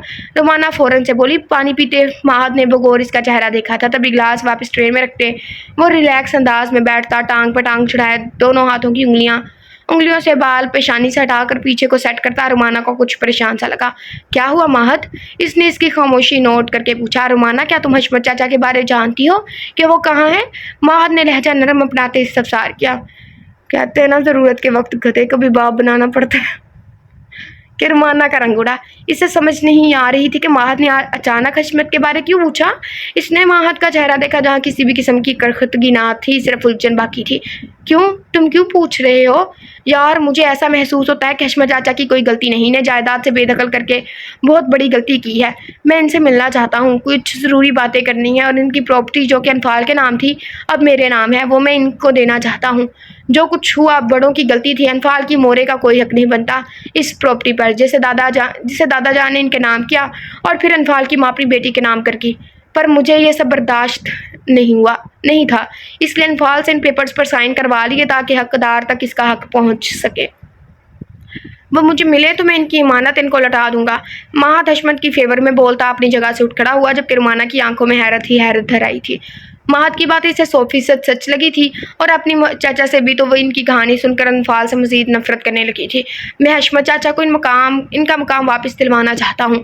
اگر تمہیں پتا ہو کہ وہ کہاں ہیں تو مجھے بتانے میں دیر مت کرنا. رومانہ, مہد اسے شیشے میں اتار کر نرم لہجے میں کہہ کر وہاں سے جانے لگا, جبکہ رومانہ تو پہلے ہی اس پر وارفتہ ہو چکی تھی کہ اس کی باتوں پر یقین کر چکی تھی.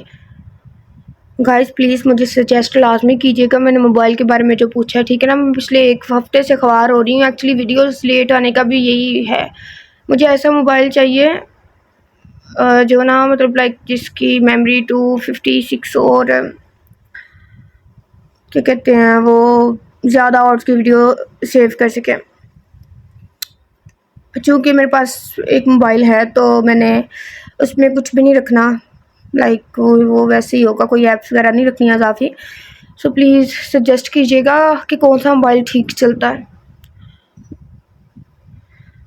جب اس کی اور مہد کی شادی ہونے جا رہی تھی، انفال اس کو بیچ کا کانٹا لگتی تھی جو کہ اب کہیں جا چکی تھی، اور مہد کا اس کے ساتھ اتنا اچھا رویہ تھا، اوپر سے حشمت کے لیے ہمدردی تھی کہ اس نے فوراً سے لبوا کیے، میں جانتی ہوں کہ وہ کہاں ہے۔ اس کی آواز پر مہد کے بڑھتے قدم تھمے تھے کہ اس نے جھٹکے سے مڑتے چونک کر رومانہ کو دیکھا تھا۔ اسے اتنی جلدی کی امید ہرگز نہیں تھی جتنی جلدی وہ بتا چکی تھی۔ اعتماد کی بات تھی کہ وہ منہ کھول گئی تھی، یہی تو مہد کی گیم تھی، اسی کے جال میں وہ اسی ہی قید کر گیا تھا۔ رومانہ کو ذرا عقل نہیں ہے، اس ناول کی ویلن کو اسٹرانگ نہیں دکھایا گیا۔ مجھے پسند ہے اسٹرانگ ویلن، آپ سمجھ رہے ہیں؟ ہاشم کاردار آئی لو یو۔ مجھے ایسے ویلن پسند ہے۔ میری ایک فرینڈ تھی، کہتی جب تم اس کو پڑھو گی نا تو اینڈ پہ تمہیں ہاشم سے نفرت ہونے لگ جائے گی، بٹ ابھی اسٹل مجھے اس سے محبت ہے، میں نے ابھی پڑھا نہیں ہے، سو اس وجہ سے مجھے ایسے کردار پسند ہے، ایسے ویلن پسند ہے۔ سوری، کہیں پہ بھی ایسے ویلن ہو نا، کسی بھی ناول میں، کسی کی بھی ناول میں مجھے پسند ہے کہ وہ مہد پر اندھا یقین کر بیٹھی تھی۔ یقیناً وہ اتنی جلدی نہ مانتی، پر مہد کا سب گھر والوں کے سامنے انفال کے لیے غصہ دیکھ اور اپنے لیے شادی کی بات کرنا دیکھ وہ دل و جان سے یقین کر بیٹھی تھی۔ ٹاکسک بھی ہوں تو چلیں گے ویلن، لیکن ڈائلاگ ڈیلیوری، بات کرنے کا انداز، لب و لہجہ، سارا کچھ پرفیکٹ ہو۔ ہاشم، مجھے ہاشم بہت پسند ہے، میں نے ناول نہیں پڑھا پھر بھی۔ اس سب کھیل میں واضح کڑی انفال کی ذات ٹھہری تھی۔ مہد انتہائی ضبط کے مظاہرے کرتا انفال کے متعلق جھوٹی نفرت جتا کر رومانہ کو رام کر گیا تھا۔ وہ جانتا تھا اس کی بیوی محفوظ ہے، اس کے پاس ہے، وہ اس کی ذات کو کبھی سوالیہ نشان نہیں بننے دے گا اور پوری عزت دے کر سب گھر والوں کے سامنے اس کو معتبر ٹھہرائے گا۔ اور اب رومانہ کے بتانے پر اس کے لبوں پر پراسرار سے مسکراہٹ در آئی تھی، جو دکھنے میں تو پیاری تھی۔ اگر رومانہ اس کی مسکراہٹ کی حقیقت سے واقف ہوتی تو کھڑی کھڑی ڈھیر ہو جاتی، پر اب تو گیم اوور ہونے کا وقت قریب آن پہنچا تھا۔ اب ان کے احتساب کا وقت شروع ہونے جا رہا تھا۔ جبکہ رومانہ ایک ہاتھ جینس کی پاکٹ میں ڈالے دوسرا بالوں میں پھیرتا نسبتاً ان کا انجام سوچ کر مسکرا اٹھا تھا۔ میں انتہائی غصے میں جھولتی واپس اپنے بابا کی جانب آئی تھی، کیونکہ وہ شخص اس کا موڈ تباہ کر گیا تھا اور اب وہ یہاں سے جانا چاہتی تھی۔ اس کو کوئی پرواہ نہیں تھی کہ اس کے بابا کی میٹنگ ہے یا نہیں۔ حالانکہ اس کی شاپنگ کی خاطر اور ساتھ چلنے کی ڈیمانڈ پر تابش ملک نے میٹنگ بھی مال کے کیفے میں رکھی تھی کہ الینا اچھے سے شاپنگ کر لے اور وہ انتہائی ضروری کام بھی نپٹا لیں گے، پر وہ الینا ہی کیا جو کام خراب نہ کرے۔ موڈی لڑکی اپنے موڈ پر سب کو چلانے کی خواہش مند تھی۔ تابش ملک میٹنگ میں مصروف تھے، آلی دور سے ہی دیکھ چکی تھی، جبکہ ان کے سامنے بیٹھے شخص کی اس کی جانب پشت تھی۔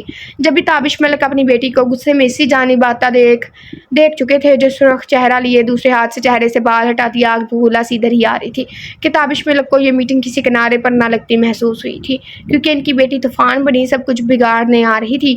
جبکہ افنان سنجیدہ سا لیپ ٹاپ پر کچھ سلائیڈ دکھاتا 7 پوائنٹ بتا رہا تھا۔ بابا مجھے واپس جانا ہے، وہ اونچی آواز میں بولتی آتی ٹھا کی آواز سے شاپنگ بیگ ٹیبل پر پڑے لیپ ٹاپ پر پٹک چکی تھی۔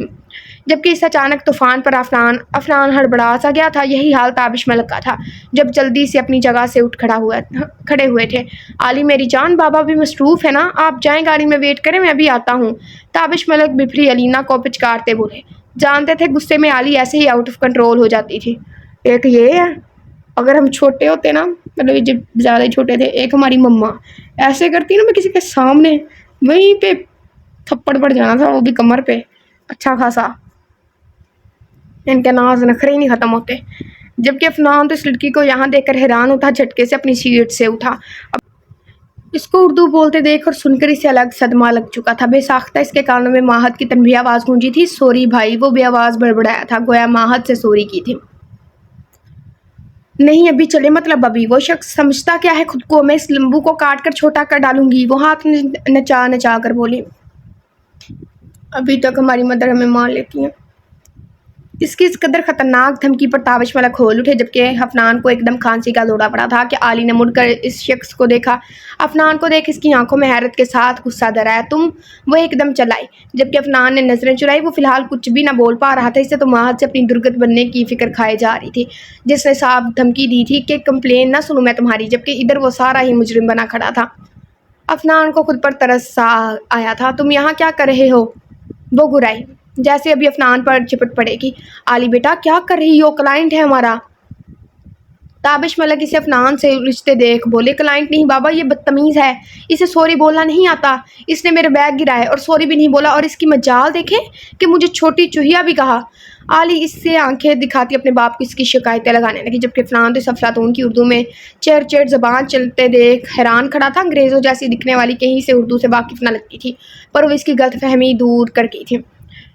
ڈونٹ جج اے بک بائی اٹس کور۔ کیا ہوا بیٹا؟ تابش ملک نے افنان سے پوچھا۔ سر وہ دراصل ان میڈم سے میرا ٹاکرا ہو گیا اور انہیں اعتراض ہے کہ میں نے سوری کیوں نہیں کہا، جبکہ غلطی ان کی ہی تھی، اور دوسری بات مجھے نہیں پتا تھا کہ ان کو اردو آتی ہے۔ افنان لب دبائے بالوں میں ہاتھ پھیرتا بولا، جبکہ علی اسی آنکھوں سے کھانا چاہ رہی تھی۔ بیٹا علی ریلیکس ہو جاتا ہے ایسا، تابش ملک نے اسے سمجھایا۔ اس نے مجھے چھوٹی چوہیا بولا، میری ہائٹ پر چوٹ کی، اسے تو میں نہیں چھوڑوں گی۔ وہ اسے پنجے مارنے کی خاطر لپکی کہ تابش ملک نے سرایت سے اس کے ہاتھ اپنی گرفت میں لیے۔ بیٹا بیہیو۔ وہ تھوڑا سخت ہوئے۔ آپ اس لمبے کے ساتھ میٹنگ نہیں کریں گے؟ لمبے کے ساتھ وہ غصے سے پھنکاری۔ علی تیز تیز سانسیں لیتی افنان کو خونخوار وائٹ بلی لگی تھی، جبکہ آتے جاتے لوگ ان کو دیکھ مسکرا رہے تھے۔ بیٹا اگر یہ میٹنگ نہ ہوئی تو ہمیں پاکستان جانا پڑے گا، تابش ملک اسے سمجھاتے بولے۔ پاکستان جانا منظور ہے، پر اب اس کے ساتھ ڈیل نہیں کریں گے۔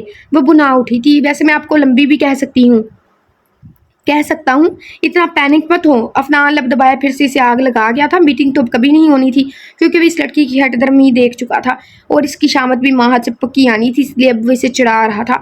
مطلب اگر آپ میرے ایسا کہنے سے ٹھنڈی پڑ سکتی ہیں تو۔ وہ اس کو لب کھولتے دیکھ جلدی سے بولا، دیکھا بابا یہ شخص، چھوڑے مجھے، آج میں واقعی کاٹ دوں گی۔ آپ کے سامنے پھر سے بکواس کر رہا۔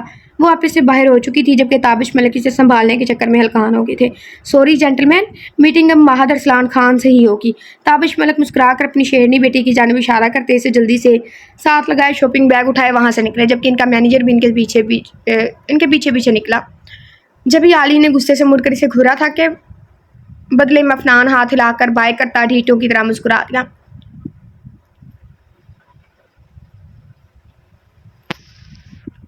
بدر، زرین جو کب سے تیار کھڑی تھی بالآخر ضبط کھوتی چلا اٹھی۔ بدر شرٹ لیس بلیک ٹراؤزر میں ملبوس سوندے منہ لیٹا تکیہ دبوچے مہوے خواب تھا۔ کیا ہے یار، کیوں میری نیند کی دشمن بن گئی ہو؟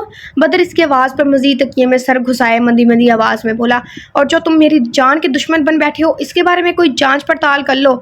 زرین اچھا خاصا تپ چکی تھی، جو اس کو کمرے سے نکلنے تک نہیں دے رہا تھا۔ غلط بیانی مت کرو، میں تو پیار کرتا ہوں، اب یہ تمہاری نازک جان پہ ڈیپینڈ کرتا ہے کہ تم میری محبتوں کے آگے خود نڈھال ہو جاتی ہو۔ وہ یوں ہنوز پڑا نیند سے بھاری آواز میں بولا، جبکہ زرین نے دانت پیسے۔ تم مجھے کس لیے لائے ہو یہاں؟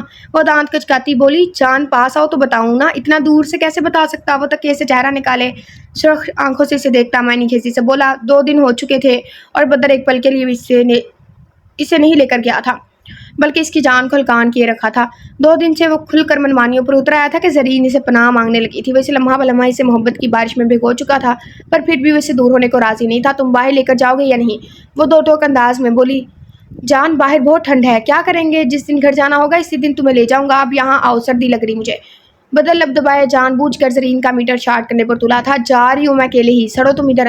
وہ گراتی کہتی اپنی جگہ سے اٹھی۔ اس سے پہلے کہ زرین دروازہ کھولتی، بدر سرایت سے اس تک پہنچ کر جھٹکے سے اس کی کلائی پکڑ کر اپنی جانب کھینچ چکا تھا۔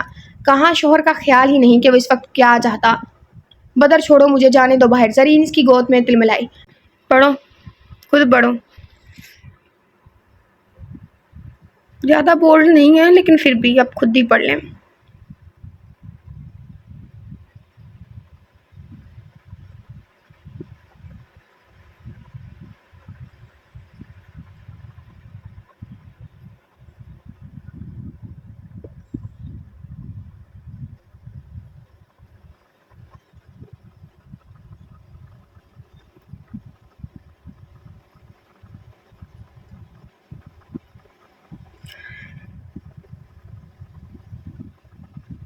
اتنی دیر سے میں چپ ہوں اور پنکھے کی آواز آ رہی ہوگی بس۔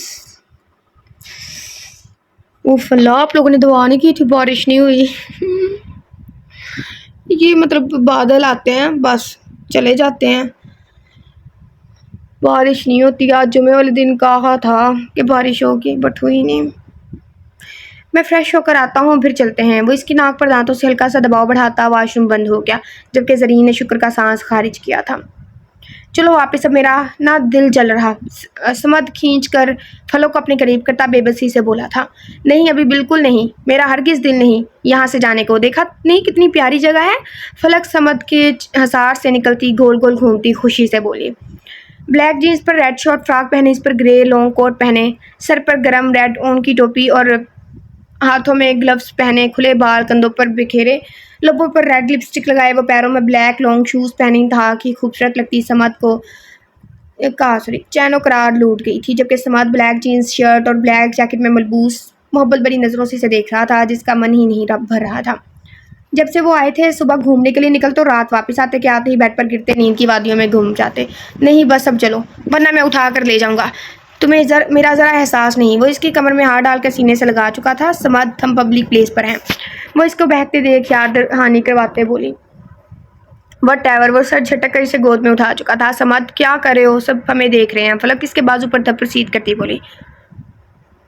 وہ چڑھی تو گیا تھا کہ فلک اسے قریب ہی نہیں آنے دے رہی تھی۔ سمد، فلک نے اتنی پیاری جگہ سے دور ہوتے دیکھ احتجاج کرنا چاہا۔ چپ، بس آج تمہاری خیر نہیں۔ وہ اس کو آنکھیں دکھا کر لب بستہ کرتا گود میں اٹھائے آگے بڑھا۔ سمد اتارو مجھے، میں چل لوں گی نا اب کہ، وہ پھر سے بولی۔ جبکہ سمد نے سخت نظروں سے گھورا تو وہ اسی کے گردن میں چہرہ چھپا گئی۔ یہاں سے بھی آپ لوگ خود ہی پڑھ لیں۔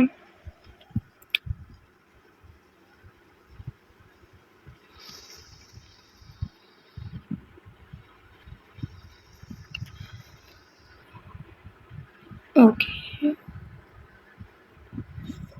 ایسے وقت میں کیا بولوں، مجھے سمجھ نہیں آ رہا ہوتا۔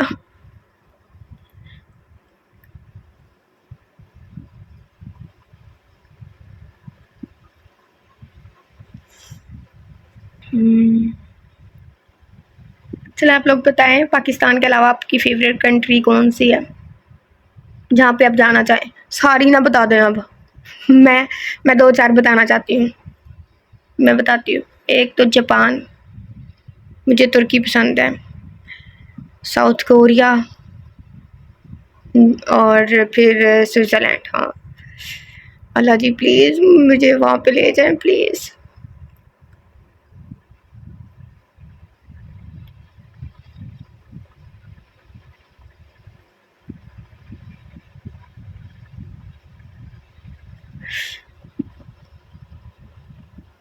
ترکی ویسے مجھے شروع سے پسند تھا، اب کوئی یہ نہ کہ وہاں جہاں رہتا ہے تو اس وجہ سے۔ جاپان مجھے ریسنٹلی پسند آیا ہے، ساؤتھ کوریا وہاں پہ رہنے دے، اور سوئٹزرلینڈ میری مما کہتی تھی کہ بہت خوبصورت ہے، گو کہ وہ گئی نہیں ہے لیکن وہ کہتی ہیں کہ وہ بہت خوبصورت ہے۔ اگر مما کہہ رہی ہیں تو خوبصورت ہی ہوگا، پھر اس وجہ سے یا اللہ پلیز مجھے کوئی ایک ایسا خدا کی بندی میری اچھی دوست مل جائے جو مجھے ورلڈ ٹور پہ لے جائے۔ آمین، آپ لوگوں کے لیے بھی آمین۔ بڑی حویلی والے چھوٹی حویلی میں آئے ہوئے تھے، وہ سب لاؤنج میں بیٹھے محو گفتگو تھے۔ عورتیں ساری روشانی کو شوہر کے حقوق و فرائض پر سمجھا رہی تھیں، جبکہ مرد حضرات الگ سے آپس میں باتیں کر رہے تھے، جس میں ضمیر خان کی موت موضوع بنا ہوا تھا۔ نمرا بھی اپنے گھر چلی گئی تھی کیونکہ بہت جلد ان کے پیپرز شروع ہونے والے تھے اور اسے تیاری کرنی تھی۔ بس اب جو مصروف تھے کہ ان کی محویت شمس خان کو کسی لڑکے اور خاور کے ساتھ اندر آتا دیکھ ٹوٹی تھی کہ سب حیران نظروں سے سنجان لڑکی کو دیکھ رہے تھے۔ السلام علیکم، شمس نے سب کو سلام کیا۔ وعلیکم السلام، یہ لڑکی کون ہے؟ بی جان نے چھوٹتے ہی استفسار کر ڈالا۔ یہ گل ہے اور کچھ دن یہی رہے گی، وہ ایک نظر سب پر ڈالتا بولا، جبکہ روشانی کی الجھن بڑی نظریں شمس کے ساتھ کھڑی گل پر جمی تھی۔ ایک دم سے اسے غصہ سا آیا تھا، گل کون اور یہاں کیوں رہے گی؟ جبکہ گل ہراساں سے سب کو دیکھ رہی تھی۔ فیروز خان کی بیٹی۔ شمس روشانی کے صرف چہرے کو نظروں میں بسائے بولا تھا کہ ایک دم سے حال میں خاموشی چھا گئی تھی۔ بیٹا آپ روم میں جائیں۔ شمس اس کے سر پر ہاتھ رکھتا پاس کھڑی ملازمہ کو اشارہ دیا۔ گل سر ہلاتی ملازمہ کے ساتھ گیسٹ روم کی جانب بڑھی، جبکہ اس کے اندازے تک خاتون پریشانہ نے سکھ کی سانس خارج کی۔ یہ سب کیا ہے بیٹا؟ فیروز کی بیٹی ہمارے گھر کیا کر رہی ہے؟ اس کے جاتے ہی ایوب خان نے استفسار کیا۔ خاور بتاؤ سب کو۔ شمس نے سب کی توجہ خاور کی جانب مبذول کروائی، جبکہ اس کی نظریں ہنوز روشانے پر مرکوز تھی جو اب شرمندہ سی سر جھکا کے، جبکہ لمحہ بھر کو بھی شمس خان اپنی محبت کے دل میں کوئی وسوسہ، کوئی شک یا ڈر نہیں آنے دینا چاہتا تھا۔ اس کا یوں نظریں چرانا دیکھ کر شمس کے لبوں پر دلکش مسکراہٹ کھلی تھی۔ کھلی تھی سنی. یہ بھی اچھا لگا تھا کہ اس کی بیوی بھی اس کے لیے اتنی ہی دیوانی تھی جتنا کہ وہ تھا. وہ اتنی جیلسی تو ہر بیوی میں پائی جاتی ہے، اس سے بھی زیادہ جیلسی کے ساتھ شک بھی آ جاتا ہے. پھر عورتوں کا الگ ہی مسئلہ ہوتا ہے، یا شاید اس سے بھی زیادہ. پر رشانے نے گناہ تھوڑی نہ کیا تھا. شمس خان اپنی نظروں سے اس کے نقوش حفظ کرتا، مسلسل اسے دیکھتا، اس کے بالکل قریب برجمان ہوا تھا کہ رشان نے اس کے اتنے قریب بیٹھنے پر سٹ پٹائی. اس سے پہلے کہ وہ اٹھتی، شمس اپنا بازو اس کے دوپٹے کے اندر سے اس کی کمر کے گرد لپیٹ کر اس کی کوشش ناکام بناتا رشانے کو اپنی قید میں کر چکا تھا. جبکہ رشان نے سر چکائے دونوں ہاتھوں کی انگلیاں مروڑتی گھبرائی سی پشت پر اس کے بھاری ہاتھوں کی بے باکی حرکت پر محسوس سانس تک روک گئی تھی. تبھی شمس کا ہاتھ مزید گستاخیاں کرتا اس کی کمر سے پہلو پر آن لپٹا تھا کہ رشانے نے سختی سے لب بیچے وجود ہولے سے لرز اٹھا تھا. جبکہ موجودگی میں سے شمس سے اس قسم کی کسی گستاخی کی امید نہ تھی. جبکہ شمس نے اس کے بس کچھ بھی نہیں ہوا. ہم آگے بڑھتے ہیں، اسکپ کرتے ہیں اس کو. خان کیا کریں آپ کی جیلسی کا علاج؟ شمس لب دبائے سرگوشی میں بولا. میں جیلس نہیں ہوئی. رشانے اس کی صحیح اندازے پر گھبرا اٹھی. اٹس اوکے، مجھے اچھا لگا. وہ اس کے چہرے پر پھونک مارتا، اس کی پریشانی بہت اچھے انداز میں دور کرتا خاور کو سننے لگا. جبکہ خاور سنجیدہ سا سب کو گل کے حوالے بتانے کا. شمس گل کو فارم ہاؤس لے کر گیا تھا اور وہاں سے اس کے باپ کے حوالے سے ساری حقیقت سے آگاہ کیا تھا، جو کہ گل پہلے ہی جانتی تھی کہ اس کا باپ شرابی اور کیا کیا حرکات ہیں کہ وہ UAE میں سب دیکھ چکی تھی. شمس نے اس کا نکاح خاور سے کروایا تھا، جو کہ وہ بنا کوئی بحث کے مان گئی تھی کہ وہ بھی اس گھر میں رہنے کی ممتنی نہیں تھی. وہ اپنے باپ کا اپنی نئی ماں پر جبر دیکھتی آئی تھی اور اب وہ اپنی ماں کو بھی اپنے پاس رکھے گی، یہی سوچ کر وہ نکاح کے لیے تیار ہوئی تھی. لیکن جو بھی ہے، کوئی بھی لڑکی اتنی جلدی نکاح کے لیے راضی نہیں ہوتی. یہ کچھ زیادہ فاسٹ فارورڈ نہیں تھا؟ جب شمس نے اسے گھر جانے کا بولا تو روتے ہی اپنی ماں اور خود پر اپنے باپ کا ظلم بتا کر واپس نہ جانے کا عہد کر چکی تھی. اور مجھے یہ ورڈ بتائیے گا، ٹھیک ہے؟ اس کی پروننسیشن میں تھوڑی مسٹیک ہے. عہد یا عہد؟ عہد نہیں ہو سکتا، عہد ہو سکتا ہے شاید. 2 دن وہ خاور کے ساتھ فارم ہاؤس رہی تھی اور اب شمس اس کو حویلی لے آیا تھا. خاور نے سب کو بتایا، پر نکاح کے حوالے سے نہیں بتایا تھا، جو کہ شمس نے خود ہی بتایا. خاور گل خاور کی بیوی ہے، میں نے ان کا نکاح کروایا ہے. تبھی شمس کی گمبھیر آواز پر سب اس کی جانب دیکھتے مسکرا دیے تھے. رشانے نے لب دبایا. ایک پل میں دل میں سکون اترتا محسوس ہوا. دیکھا میرے بھائی نے خاور کو بھی اپنی برادری میں شامل کر لیا. بس میرا ہی کسی کو خیال نہیں. مجھے تو لگتا ہے وہ سیف اور ضمیر بھی شادی کر چکے ہوں گے. علی نے دہائی دی تھی کہ سب کا کہکا گونجا. جبکہ شمس نے مسکراہٹ دبائی. اگر اسے بتا دیتا کہ وہ دونوں بھی شادی کر چکے ہیں تو علی نے میری شادی کراؤ کی دھمال ڈال دینی تھی. جبکہ باقی سب خاور کو گھیر چکے تھے اور اس سے نکاح کیسے ہوا، وہ کیسے مانی، وغیرہ وغیرہ سوالات کر رہے تھے. جبکہ خانم بھی اور بیجان اسے رخصتی تک نہ ملنے کا کہہ رہی تھی اور ساتھ ہی خاور کو آج ہی گل کی رخصتی دینے پر بھی بات چیت کر رہی تھی. اور خاور بیچارہ رحم طلب نظروں سے علی کو دیکھ رہا تھا، جو اسے سخت نظروں سے گھور کر سوالات کرتا جا رہا تھا.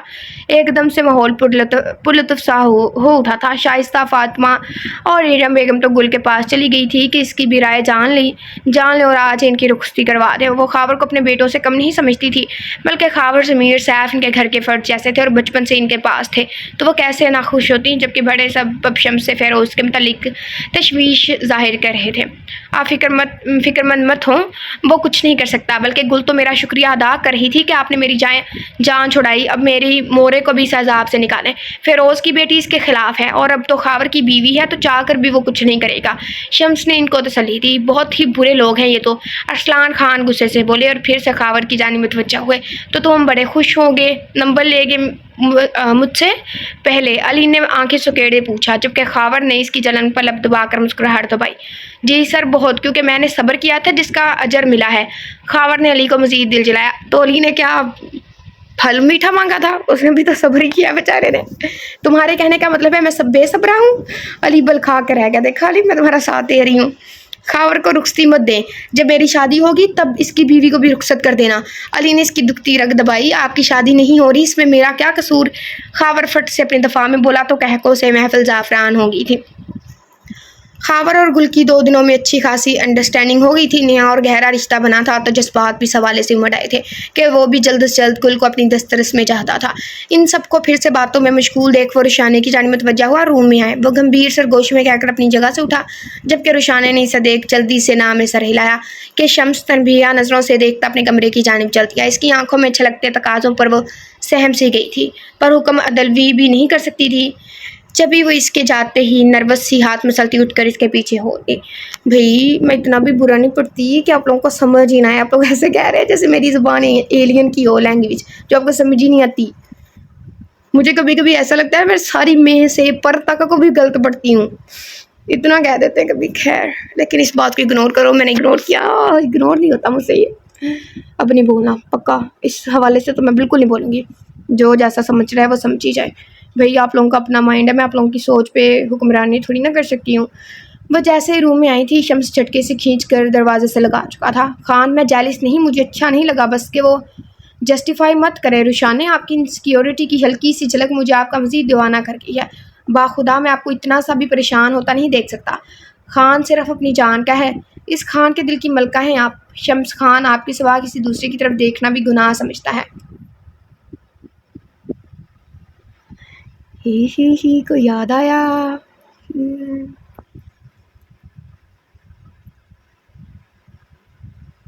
मुझे शदीद मोहब्बत है आपसे, मेरी चलती सांसों की ज़मानत हैं आप। मैं मर कर भी आपसे मोहब्बत करना नहीं छोड़ सकता। इस दिल में, इस वजूद में, मेरी रगों में आप बसती हैं मेरी जान, और मैं मरने के बाद हशर में भी आपका साथ चाहता हूँ। मुझे हर पल हर लम्हा आपसे मोहब्बत महसूस होती है और ये बढ़ती चली जाती है। कभी भूल कर भी इस दिल में कोई वसवसा मत लाइएगा। ये सॉन्ग है, मैंने नहीं पढ़ना, खुद ही पढ़ लो पढ़ लो भाई। ये ना मैं आपके हैं कि आपने तो ऊपर कर दिया। वो सॉन्ग है ना, कुछ और नहीं बाकी मुझ में, तू जान है मेरी तू दिल है। हाँ, मेरे दिल मुबारक हो, यही तो प्यार है। पता नहीं इश्क है, पता नहीं क्या है। हाँ, कुछ भी जो भी हो। अनफाल चिड़चिड़ी सी अपनी कैफियत से वाकिफ झुंझलाहट से भरपूर लाउंज में बैठी चैनल सर्चिंग कर रही थी। 2 दिन से माहद ने ना ही कॉल की थी ना कोई मैसेज। वो इसको मुकम्मल वक्त दे रहा था कि वो अच्छे से सोच ले, और अनफाल ने जितनी बार सोचा था जवाब मुस्बत मिला था। साथ ही धड़कनें उधम मचाने लगती थी कि वो पागल सी उठती थी। वो जान गई थी इसे खड़ूस टोन मैन से मोहब्बत हो गई है, पर इसमें इकरार करने की हिम्मत ना थी, क्योंकि वो मुकाबल की शिद्दतों से घबराई हुई थी। अभी भी वो परेशान सी बैठी थी, जबकि राहत इसकी हालत पर मुस्कुराहट दबाए इसके साथ बैठी इसकी चुंझलाहट की वजह से बखूबी वाकिफ थी।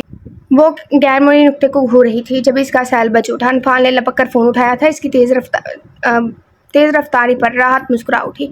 मैं थोड़ा तेज़ पढ़ने वाली हूँ क्योंकि मुझे ऑलरेडी बहुत लेट हो चुकी है, और क्या ही बताऊँ पंजाबी माँओं का आपको हाल। वो पंजाबी में ही बोलना स्टार्ट कर देती हैं और वो आप लोगों के लिए नाकाबिले कबूल होगा।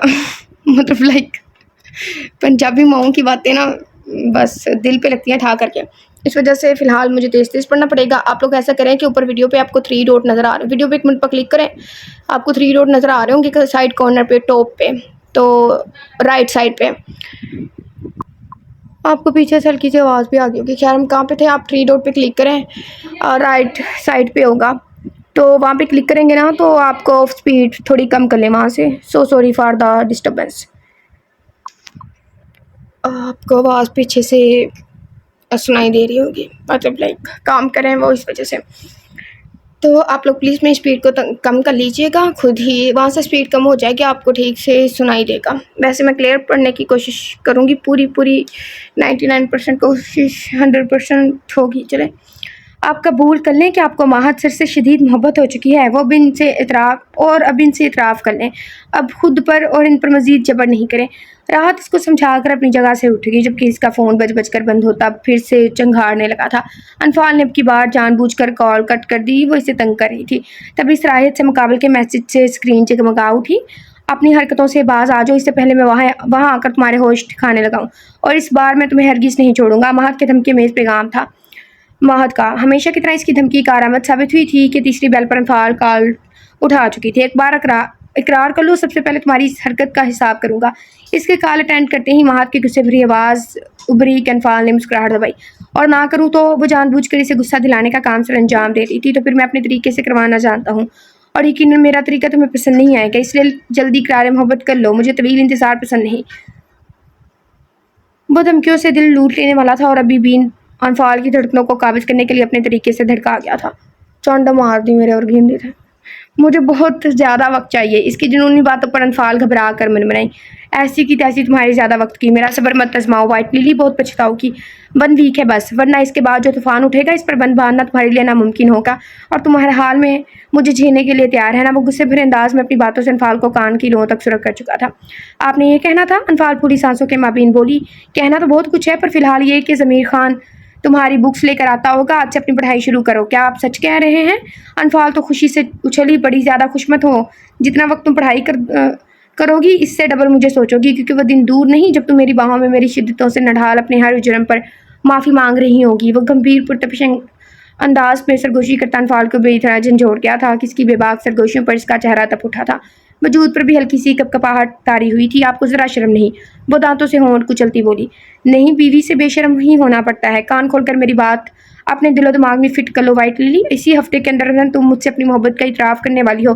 میں مزید دوری برداشت نہیں کر سکتا، اور یاد رہے مجھے بات دہرانا پسند نہیں۔ وہ آخر میں پھر سے دھمکی سے نوازتا اپنی باتوں سے انفال کا خون خشک کرتا کال رکھ چکا تھا، جبکہ وہ کھینچ کھینچ کر سانس بھرتی منہ کھولے سرخ چہرے سے فون کو گھور رہی تھی۔ اینگری برڈ میرا دل بند کر دے گا کسی دن۔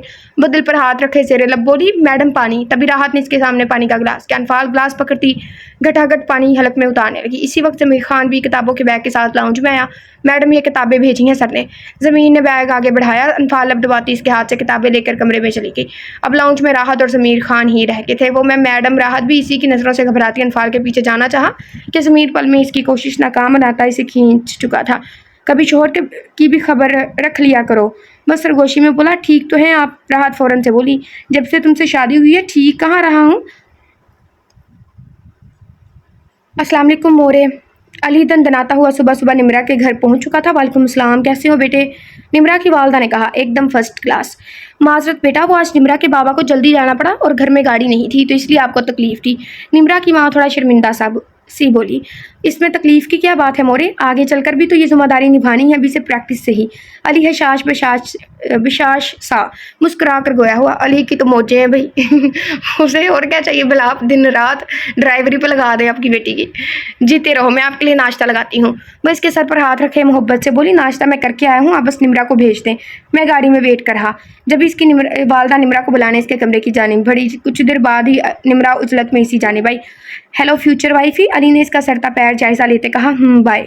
وہ منہ بسور کر عقبی نشست کا دروازہ کھولے بیٹھنے لگی۔ کہاں بیٹھ رہی ہو؟ آگے آؤ۔ اس کے لفٹ نہ کروانے پر وہ پیچھے بیٹھنے پر علی غصے میں نیچی آواز میں بولا، کیونکہ کچھ فاصلے پر نمرا کی والدہ کھڑی تھی۔ کیوں؟ میں تو پیچھے ہی بیٹھوں گی۔ وہ ناک چڑھا کر گویا ہوئی۔ علی نے اس کی حرکت پر سخت نظروں سے گھورا، پر وہ اثر لیے بغیر آرام سے پیچھے بیٹھ گئی۔ مورے دعا کیجیے گا، چڑیل کے ساتھ سفر کر رہا۔ علی نمرا کی والدہ کو کہتا گاڑی زن سے بھگا لے گیا۔ یہ تم نے چڑیل کس کو بولا ہے؟ وہ ایک دم چلائی چڑیل کو۔ وہ کندھے اچکا کر بولا، تم ڈریکولا کہیں کے، میرے ساتھ تمہیں خطرہ ہے تو مت لینے آتے۔ وہ سخت لہجے میں بولی۔ بس جی، دل کا کیا کریں صاحب، جو چڑیل پہ عاشق ہوا ہے۔ علی مبہم سا گنگنایا، جبکہ نمرا کرتی دروازے سے چپک کر بیٹھی باہر دیکھنے لگی۔ ویسے نمی اندر سے تو لڈو پھوٹ رہے ہوں گے، علی سے بیک ویو مرر سے دیکھتا بولا، جبکہ نمرا نے اس کے سوال میں آئی برو اچکائی، گویا جواب بھی اسی کو دینے کا کہا۔ مطلب ایک چڑیل کو خوبصورت ہینڈسم لڑکا جو مل گیا، ویسے بڑی ہی کوئی جادوگرنی ہو، آخرکار پھانس ہی لیا نا مجھے اپنے جال میں۔ چلو کوئی نہیں، بس میں یہی دعا کرتا ہمارے بچے تم پر نہ جائیں۔ بچوں سے یاد آیا شادی ہوگی تو بچے ہوں گے، اور پتہ نہیں شادی کب ہوگی۔ شادی سے یاد آیا کیوں نہ ہم بھاگ کر شادی کر لیں اور تب واپس آئیں جب 2 چھوٹے چھوٹے بچے ہوں۔ علی مسلسل اس کو تنگ کرتا بولنا سٹارٹ کر چکا تھا کہ اس کی باتوں پر نمرا ہو۔ تم فضول دماغی بیمار شخص، منہ بند رکھ کر گاڑی چلاؤ۔ وہ گھورتی بولی، یار اب میرا کیا قصور ہے؟ تم چڑیل ہو تو پر فکر نہ کرو، بچے مجھ پر ہی جائیں گے، تم ہائپر مت ہو۔ علی شریر مسکراہٹ لبوں پر سجائے مقابل کو سیخ پا کر کیا تھا۔ علی میں تمہیں مار ڈالوں گی۔ نمرا غصہ ضبط کرتی چنگھاڑی، سوچ لو پھر میرے جیسا ہینڈسم نہیں ملے گا۔ علی نے آنکھیں گھمائیں، تم سے تو جان چھوٹے گی۔ نمرا تنگ آتی بولی، ناممکن بیبی، میں تو 11 بچوں کا سوچے بیٹھا ہوں، اور 12ویں تمہاری بیبی۔ جان چھوڑنے کا تو سوال ہی پیدا نہیں ہوتا۔ علی اس کی بات کو اپنے مطلب میں لیے دھواں دھار جوابی کارروائی کرتا نمرا کو سٹ پٹانے پر مجبور کر گیا تھا۔ کوئی اتنا بھی بے شرم نہ ہو۔ وہ بڑبڑائی اور نگاہیں شیشے سے پار نظر آتے مناظر پر جما دی، گویا مزید بات کرنے کی متحمل نہ تھی۔ میں اس سے بھی زیادہ بے شرم ہوں، وہ تمہیں شادی کے بعد بتاؤں گا۔ تمہاری یہ ساری بکواس کرنے کا مقصد کیا ہے؟ نمرا ہنوز باہر دیکھتے بولی۔ شادی، میرا مقصد شادی ہے، وہ اداسی سے لہجے میں دکھ سموئے بولا۔ آخر تمہیں کیا چلتی ہے؟ نمرا نے خوخار نظروں سے دیکھتے استفسار کیا بتا دوں؟ نمرا نے سر ہلایا۔ بچے ہوں گے، رونق میلہ لگائیں گے یار۔ علی اس کا خون چھلکاتا چہرہ دیکھ نچلا لب دانتوں تلے دبائے بولا، سٹاپ، روکو گاڑی۔ یکدم سے وہ گھرائی۔ یہ شخص اس کا آخری حد تک کا صبر آزماتا تھا۔ مجھے سنائی نہیں دے رہا، میں نے کہا گاڑی روکو علی۔ وہ پھر سے چلائی۔ تمہارے کہنے سے کون سا میں روک دوں گا؟ علی نے آنکھ ونک کرتے کہا۔ پھر بکواس بند کرو اپنی۔ نمرا پوری سانسوں کے مابین بولی، تم کالی چڑیل، ایک بار شادی ہو لینی تو پھر میں تمہیں بتاؤں گا۔ تم ایناکونڈا کے منہ والے، میں تمہیں زندہ نہیں چھوڑوں گی۔ وہ اس کی سیٹ کی پشت پر ہاتھ مارتی بولی، کیا یہ تم فرسٹ نائٹ کا پلان کر رہی ہو؟ علی نے آج قسم کھائی تھی نمرا کا خون سکھانے کی، اور اسی پر عمل کرتا وہ نمرا کا سکھ کا سانس نہیں لینے دے رہا تھا۔ نمرا کو نہیں، میں تمہیں ابھی نہیں چھوڑوں گی۔ وہ ہاتھ میں پکڑی بک اس کے شانے پر مارتی چلائی، ٹھیک ہے ابھی تم مجھے مت چھوڑو تب میں تمہیں نہیں چھوڑوں گا۔ علی بے باکی سے بولا، ان کی لڑائی میں وہ لوگ یوں نہیں پہنچ چکے تھے، یہ آخری بار تھا جو میں تم جیسے لفنگے کے ساتھ آئی۔ وہ گاڑی سے اترتے بولی، کوئی نہیں، اگلی بار میں زبردستی لے آؤں گا۔ علی بھی پھرتی سے باہر نکلا۔ اسے نمرا کو تنگ کرنے میں مزہ آتا تھا، اور ابھی وہ اس کی تیز رفتار دیکھ بامشکل اپنا کہکہ ضبط کیے ہوئے تھا۔ بھاڑ میں جاؤ، پٹھا سے گاڑی کا دروازہ بند کرتی بولی، کیا یہ تمہارا ٹھکانہ ہے؟ علی گھوم کر اس کی جانب آتا رازدارانہ انداز میں بولا، بات نہ کرو مجھ سے۔ روحان سی آواز میں بولی، تو کیا پیار کروں؟ علی گمبھیر آواز میں بولا، کچھ تو شرم کو ہاتھ مار لو۔ نمرا کی بس ہو چکی تھی، ہاتھ مار کے نیچے گرا دی۔ ہمارے بیچ شرم کباب میں ہڈی بنی ہوئی تھی۔ علی نمرا کے سامنے آ کر سر سے اس کی چادر ٹھیک کرتا آنکھ ونک کرتا بولا، علی وہ نم آواز میں متھم سا بولی، ہائے میں مر جاواں۔ اس کی پکار پر علی کی دھڑکنیں منتشر ہوئی تھی۔ مجھے آج کے بعد تمہارے ساتھ نہیں آنا، نہ مجھے شادی کرنی ہے۔ وہ باقاعدہ رونے لگ گئی تھی۔ ارے میری جان، میں ابھی بھی جان سے ہماری ڈیٹ فکس کرنے کا کہتا ہوں۔ علی اس کا ہاتھ پکڑے مسکراہٹ دبائے بولا، اس کا من ابھی بھی نمرا کو تنگ کرنے کا کر رہا تھا۔ میں تمہارا حشر بگاڑ دوں گی۔ وہ جھٹکے سے ہاتھ کھینچ کر بولی، سچی؟ پر میرے طریقے سے، بس یہ آخری بار تھا، مجھے منہ نہ دکھانا اپنا۔ وہ چلائی۔ وہ اس کے کندھے پر تھپڑ رسید کرتی کھولتے دماغ سے وہاں سے نکلی۔ ارے نمی سنو تو، علی نے پکارا، تم سے ماہد بھائی بات کریں گے۔ ڈراوا مت دو مجھے، اس کی بیوی میری بیسٹ فرینڈ ہے۔ علی اس کا ہاتھ پکڑے کلاس میں داخل ہوا۔ بس فضول وقت برباد کرنا جانتی ہو، یہ نہیں کہ کہہ دو ہاں علی ہم شادی کر لیتے ہیں۔ وہ اس کی ناک مروڑ کر اپنے دوستوں کی جانب بھڑکیا، جبکہ نمرا بیچاری تلملا کر ہے کہ اس کا لال ببو کا چہرہ دیکھ کر علی نے مسکراہٹ دبائی۔ جتنا وہ اسے زج کر چکا تھا، کچھ دیر وہ اور رکتا تو ممکن تھا وہ اس کا قتل ہی کر دیتے۔ شاداب اور حشمت واپس آ گئے ہیں، تمہیں انہیں جلد از جلد پکڑنا ہوگا۔ اور ہاں، پولیس کو اس معاملے میں انوالو نہیں کرو گے تم۔ کیسے پکڑنا ہے یہ تمہارا مسئلہ ہے، مجھے وہ دونوں میرے فارم ہاؤس کے بیسمنٹ میں چاہیے۔ مہد اپنے آفس میں دیوار گیر گلاس ونڈو کے قریب کھڑا باہر بھاگتی تیز رفتار گاڑیوں پر نظریں مرکوز کیے پراسرار لہجے میں بولا تھا۔ اس کی آنکھوں سے وحشت ٹپک رہی تھی۔ اوکے بوس، کل ہی وہ دونوں وہاں موجود ہوں گے۔ حارث کی مسکراہٹ کی آواز اسپیکر سے ابھری۔ حارث، دھیان رکھنا، بہت شاطر ہے وہ۔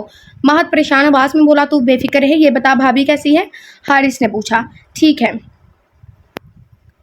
رہ آئے گا۔ مہد گہری سانس بھر کر دھیمے لہجے میں جواب دیا، تیری آواز سے لگ رہا ہے جیسے بھابھی نے تجھے گھاس نہیں ڈالا۔ حارث نے چھیڑا، وقت دے آیا ہوں اسے، کل کا دن ہے اس کے پاس۔ مہد مقابل بھی ماہد تھا، یار کبھی تو اس پر رحم کر لیا کر، اب تک رحم ہی کرتا آیا ہوں۔ مہد اپنی بات پر زور دیتا بولا، اور مزید 2-4 باتوں کے بعد حارث کو ہدایات دیتا فون رکھ چکا تھا۔ حشمت اور شاداب رومانہ کو کال کر کے مزید 2 دن رکنے کا کہا تھا، جبکہ رومانہ مہد کو حشمت کے متعلق سب کچھ بتا چکی تھی جو کچھ حشمت نے اپنے بارے بتا رکھا تھا۔ رومانہ سے سب سننے کے بعد مہد نے اسے واپس بھیج دیا تھا۔ وہ مسلسل ان کے لوٹنے کے انتظار میں تھا، اور آج 3 دن بعد ضمیر خان کی اطلاع دیتے ہی وہ حارث کو فوری طور پر انہیں پکڑنے کا حکم صادر کر چکا تھا۔ وہ خود جانا چاہتا تھا، پر فی الحال اس کا وہاں جانا ٹھیک نہیں تھا۔ وہ اتنی جلدی ان کو اپنے بارے بتانے کا ممکنی نہیں تھا جب تک کہ وہ اس کے شکنجے میں نہ جاتے۔ وہ ان کو کوئی راہ فرار نہیں میسر کرنا چاہتا تھا کہ ماہد کو دیکھ کر وہ چکنے ہو سکتے تھے، اس لیے یہ کام حارث اور ضمیر خان کو ہی کرنا تھا۔ پورے ناول میں یہ بیسٹ کام ہے جو اس نے نہیں کیا، اس نے ٹھیک کیا، مطلب خود جلدی نہیں کیا۔ فیروز کو شمس خان جکڑے ہوئے تھا، اور اب بس حشمت رہ گیا تھا، جس کا انجام بھی وہ طے کر چکا تھا کہ وہ پھر سے غیر قانونی کام میں بھی ملوث تھا، جس کی ڈیٹیل حارث نکال چکا تھا، اس لیے حشمت کو پکڑنا مشکل نہیں تھا۔ مہد واپس اپنی کرسی پر برجمان ہوا، کوئی نمبر ڈائل کرتا فون کان سے لگا کر اکثر کرسی کی پشت سے ٹکا گیا۔ رومانہ سے تمہارا رشتہ ایکسپوز کرنے کا وقت آ گیا ہے، پر فی الحال اپنی پہچان بتانے کی ضرورت نہیں ہے۔ مہد نے پرسکون انداز میں مقابل کو حکم دیا، اور کال کٹ کرتا فون ٹیبل پر رکھے لیپ ٹاپ کی جانب متوجہ ہوا۔ آج اس کی بہت امپورٹنٹ میٹنگ تھی، وہ اپنے کلائنٹ کا انتظار کر رہا تھا جب مینیجر ڈور نوک کرتے اس کی جانب آیا۔ سر، ہمارے کلائنٹ آ چکے ہیں۔ مینیجر کی بات سن کر ماہد نے لیپ ٹاپ کی اسکرین سے نظریں اٹھائی اور گلاس وال سے اس بار دیکھا جہاں دو ہم عمر شخص آفس ورکرز کے سلام کا جواب دیتے اپنی سیٹ پر برجمان ہو رہے تھے۔ تابش ملک کو وہ پہلے سے جانتا تھا، پر ساتھ ایک اور پروکار باروب شخصیت کو دیکھ کر ماہد کا دل دھڑکا تھا۔ اس کی آنکھوں میں شناسائی کی رمق ابھری تھی۔ اس کا نظر آتا سائیڈ فیس ماہد کو کسی اپنے کی یاد دلا گیا تھا۔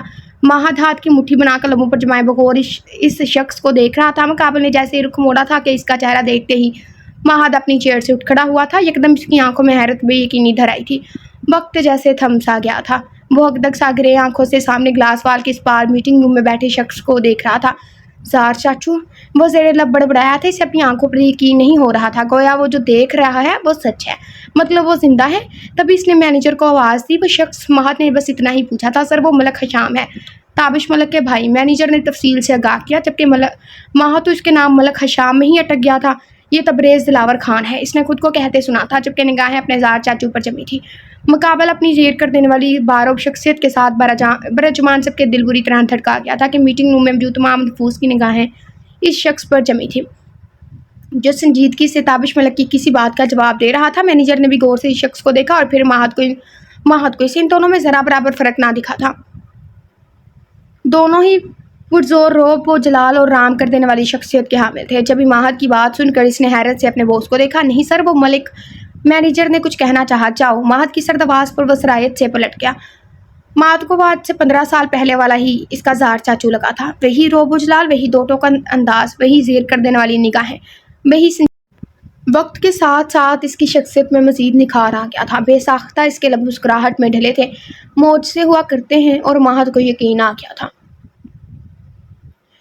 ماہد کو وہ آج سے 15 سال پہلے والا ہی اس کا زار چاچو لگا تھا۔ وہی روب و جلال، وہی دوٹوں کا انداز، وہی زیر کر دینے والی نگاہیں، وہی سنجیدگی۔ وقت کے ساتھ ساتھ اس کی شخصیت میں مزید نکھار آ گیا تھا۔ بے ساختہ اس کے لب مسکراہٹ میں ڈھلے تھے، موج سے ہوا کرتے ہیں، اور ماہد کو یقین آ گیا تھا۔ خوشی کی لہر وجود میں سرایت کر گئی تھی۔ وہ جی بھر کر اپنے زار چاچو کو دیکھ رہا تھا جو بھرپور سنجیدگی سے ہاتھ کی مٹھی بنائے لبوں پر جمائے پورے انہماک سے ماہد کے آفس ورکرز کی سن رہا تھا، جبکہ وہ سب اس سے تھوڑا جھجکتے کچھ پوائنٹ بتا رہے تھے۔ ماہد نے مسکرا کر اپنے زار چاچو کے لبوں پر جمی مٹھی کو دیکھا تھا۔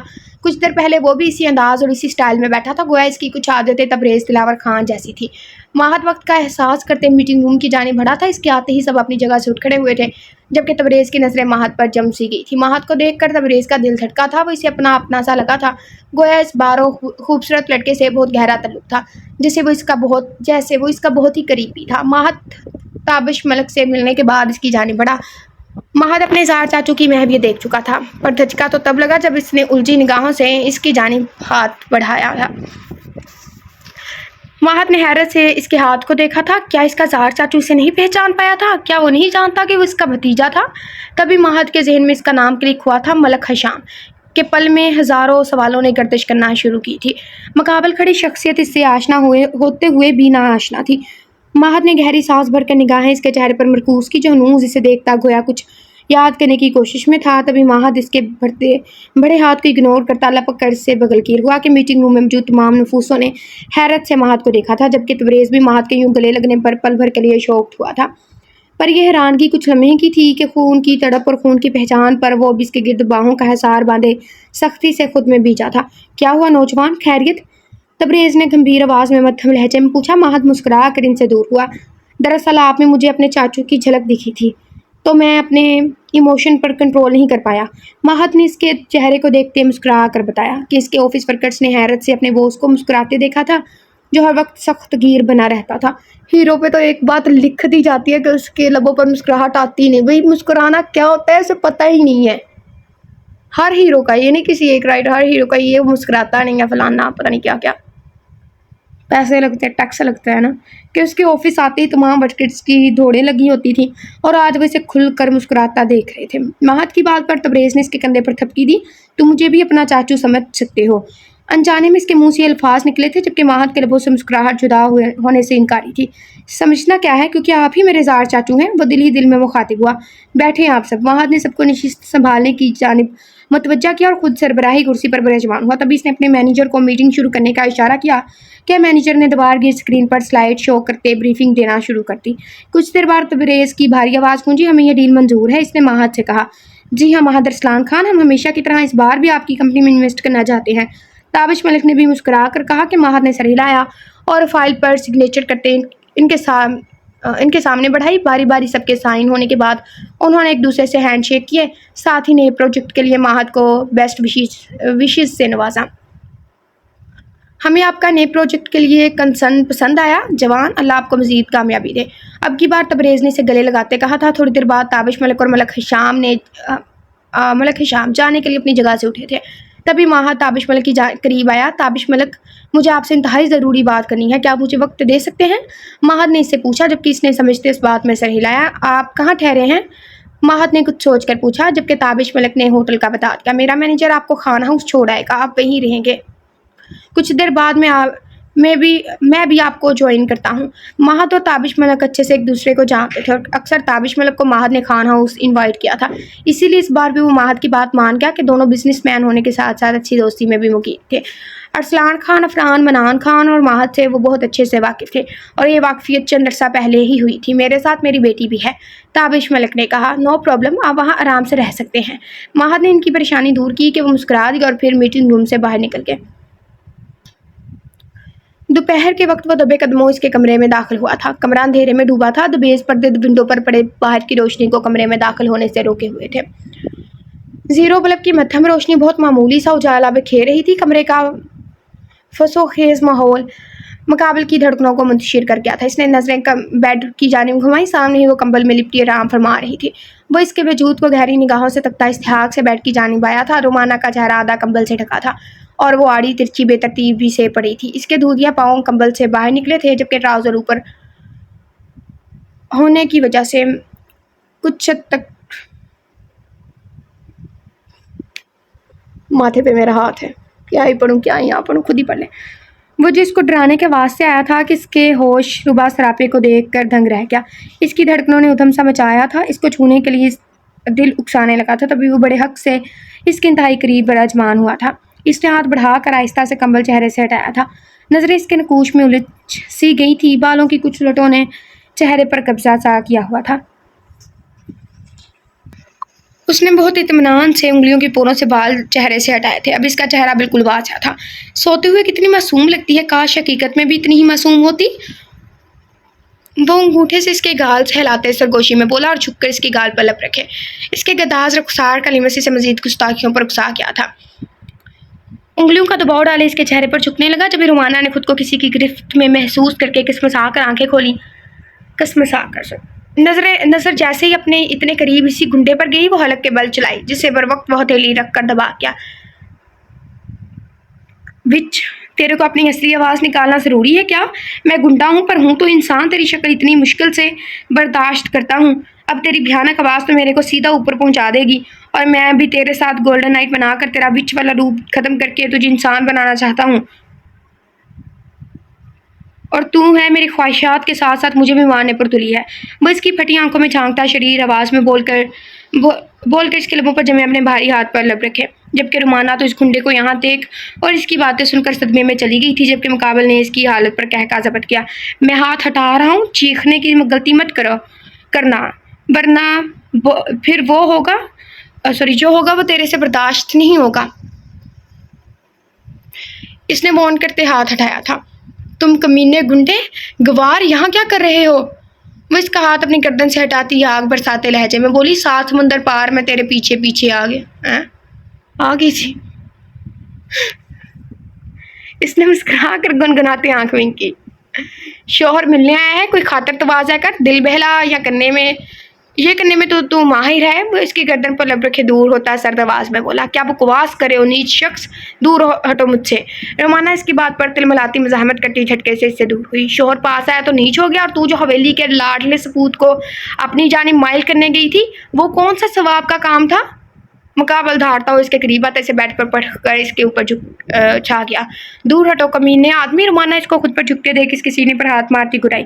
بہت شوق ہے نا تجھے دوسروں کو اپنی جانب راغب کرنے کا، دوسروں کے سامنے اپنا آپ پیش کرنے کا، چل اب مجھے بھی یہ دعوت دے۔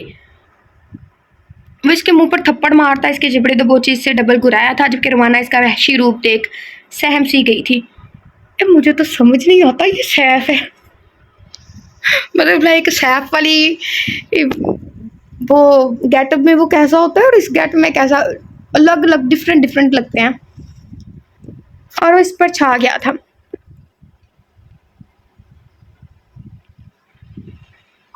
بے غیرت آدمی دور ہو مجھ سے، وہ ہاتھ کی پشت سے لبوں کو رگڑتی پھنکاری، لوگوں کی باہوں میں گرنا تیرے لیے زیادہ ٹھیک ہے، اور شوہر نے حقوق کا مطالبہ کیا تو بغیرت ہو گیا۔ بس کے بال مٹھی میں جکڑے اس کے خون چھلکاتے چہرے کو دیکھتے ناگواری سے بولا، کیوں آئے ہو، جاؤ یہاں سے۔ وہ اپنا منہ دوسری جانب کرتی تکمیز لہجے میں بولی، تیرے کو لینے آیا ہوں، اٹھ چل میرے ساتھ، ہمارے گھر جا کر تجھے اپنی غیرت کے مظاہرے دکھاؤں گا۔ وہ اس کے اوپر سے اٹھتا اسے بازو سے گھسیٹتے بولا، چھوڑو مجھے گھٹیا انسان۔ وہ اس کے وحشی پن پر چلائی، بکواس بند رکھ اپنی۔ وہ سخت لہجے میں بولا اور اپنی سائڈ پر پڑے اس کے دوپٹے سے اس کے ہاتھ پیچھے پشت پر باندھ دیے۔ یہ کیا کر رہے ہو، چھوڑو مجھے، میں نے کہا چھوڑو مجھے ذلیل آدمی، چٹھا۔ اللہ، یہ تو گئی۔ اس کی زبان کو بریک مقابل کے دوسری بار اس کے ہاتھ میں لگائی۔ اس کا زوردار ہاتھ رومانہ کی دوسری گال پر بھی نشان چھوڑ گیا تھا۔ اپنی زہریلی زبان کو لگام دو ورنہ میں اسے گدی سے کھینچ لوں گا۔ وہ اس کی آنکھوں میں دیکھتا زہر خند لہجہ میں بولا، اور اپنی پاکٹ سے رومال نکال کر اس کے پاؤں بھی باندھ ڈالے تھے، جبکہ رومانہ سانس روکے اسے دیکھ رہی تھی جو ابھی اسے گود میں اٹھا کر کمرے سے باہر نکلا۔ نیچے اتارو سوری، کہاں لے کر جا رہے ہو مجھے؟ بس سر اس کے شانے پر مارتی غصے میں انتہاؤں پہ پہنچی ہوئی تھی۔ تو شکر کر کے تیرے منہ پر ٹیپ نہیں لگائی، اب میرے کو تیری آواز نہ سنائی دے ورنہ ادھر پٹک دوں گا۔ وہ گرایا اور تیزی سے زینے اترنے لگا تھا۔ سعدیہ جو لاؤنج میں بیٹھی فون پر مصروف تھی کہ دھپ دھپ قدموں کی آواز پر پلٹ کر دیکھا۔ سامنے کا منظر دیکھ کر اس کی آنکھیں پھیل گئی، جھٹکے سے وہ اپنی جگہ سے اٹھ کھڑی ہوئی۔ مورے مورے بچائے مجھے اس درندے سے، رومانہ بندھے ہاتھ پاؤں کی وجہ سے بے بس ہوتی روتی ہوئی اپنی ماں سے بولی۔ سعدیہ حیران پریشان سی کھڑی سمجھنے کی کوشش میں تھی کہ رومانہ کی التجا پر اس کے وجود میں آگ سی بھر گئی۔ کون ہو تم، چھوڑو میری بیٹی کو۔ وہ ایک دم سے چلاتی ان کی طرف بڑھی۔ ہائے، میں داماد آپ کا اور اپنی بیوی کو لینے آیا ہوں، مقابل دانتوں کی نمائش کرتا بولا، جبکہ اس کی بات پر سعدیہ کی آنکھیں باہر ابلنے کو تھی۔ ایسا داماد اس نے کبھی خواب میں بھی نہیں سوچا تھا کہ کبھی کوئی گنڈا اس کا داماد بنے۔ نہیں مورے، بکواس کر رہا ہے۔ رومانہ نفی میں سر ہلاتی فوراً سے بولی، چپ کر۔ اور یہ پتہ نہیں کیا اس کا لفظ ہے، میں نے کسی نے مجھے کہا تھا کہ میلا فلم میں عامر خان ٹوئنکل کھنہ کو کہتا ہے، اس میں تو وہ اسے شانی پتہ نہیں ایسے اسے کہتا تھا۔ شانی ورڈ کا تو مجھے پتہ ہے، اکثر وہ اسے کہتے ہیں جو زیادہ عقل چلا رہی ہو نا تو گنڈے ایسے کہتے ہیں کہ شانہ نہ بن، شانی نہ بن، ایسے کچھ، لیکن یہ والا مجھے ورڈ نہیں پتا۔ اور میں اسے گوگل سے پروناؤنسیشن کروں گی اس کی، ٹھیک ہے؟ فی الحال اس کو میں اسکپ کر رہی ہوں۔ بکواس تو کر رہی ہے، میں نہیں، بیوی ہے یہ میری، تیری بیٹی نے خوشی سے مجھ سے نکاح کیا تھا۔ بس سرد نگاہوں سے رومانہ کو گھور کر سعدیہ کو بتانے لگا کہ کیا ایسا نہیں ہو سکتا، جھوٹ بول رہے ہو تم، چھوڑو میری بیٹی کو۔ سعدیہ شدید صدمے کے باعث اس کی گال پر تھپڑ سیدھ کرتی رومانہ کے ہاتھ کھولنے کی کوشش کرنے لگی۔ اگر نہیں چاہتی کہ میں ادھر تیرے سامنے اس سے گولڈن نائٹ کی بجائے گولڈن ڈے بناؤں تو 10 قدم دور ہو، آئی تھنک دور لکھا ہی نہیں ہے۔ وہ جس لہجے میں بولا تھا کہ سعدیہ ڈر کر سرایت سے دور ہوئی، تبھی اس نے رومانہ کو صوفے پر پٹک کر پاکٹ سے موبائل فون نکال کر کوئی ویڈیو چلا کر اس کے سامنے کی۔ سعدیہ نے ڈر کر فون تھاما اور رومانہ اور اس کے نکاح کی ویڈیو تھی۔ اس نکاح کے بعد کئی بار میں تیری بیٹی سے مل چکا ہوں اور اب میں اپنی بیوی کو لینے آیا ہوں۔ سعدیہ کی پھیلی آنکھیں اسکرین پر جمی تھی۔ نہیں مورے، جھوٹ بول رہا، میں اس نکاح کو نہیں مانتی، میں نے یہ نکاح جان چھڑانے کے لیے کیا تھا، یہی وہ آوارہ گنڈا ہے جس نے مجھے اغوا کیا تھا۔ رومانہ چلائی، میں بھی نہیں مانتی اس نکاح کو۔ سعدیہ فون فرش پر پھینکتی رومانہ کی جانب آئی۔ تیرے ماننے یا نہ ماننے سے کیا ہوگا، یہ وچ میری بیوی ہے، اور جب تو نانی بنے گی تو اچھی طرح ہمارے رشتے کو بھی سمجھ آئے گی۔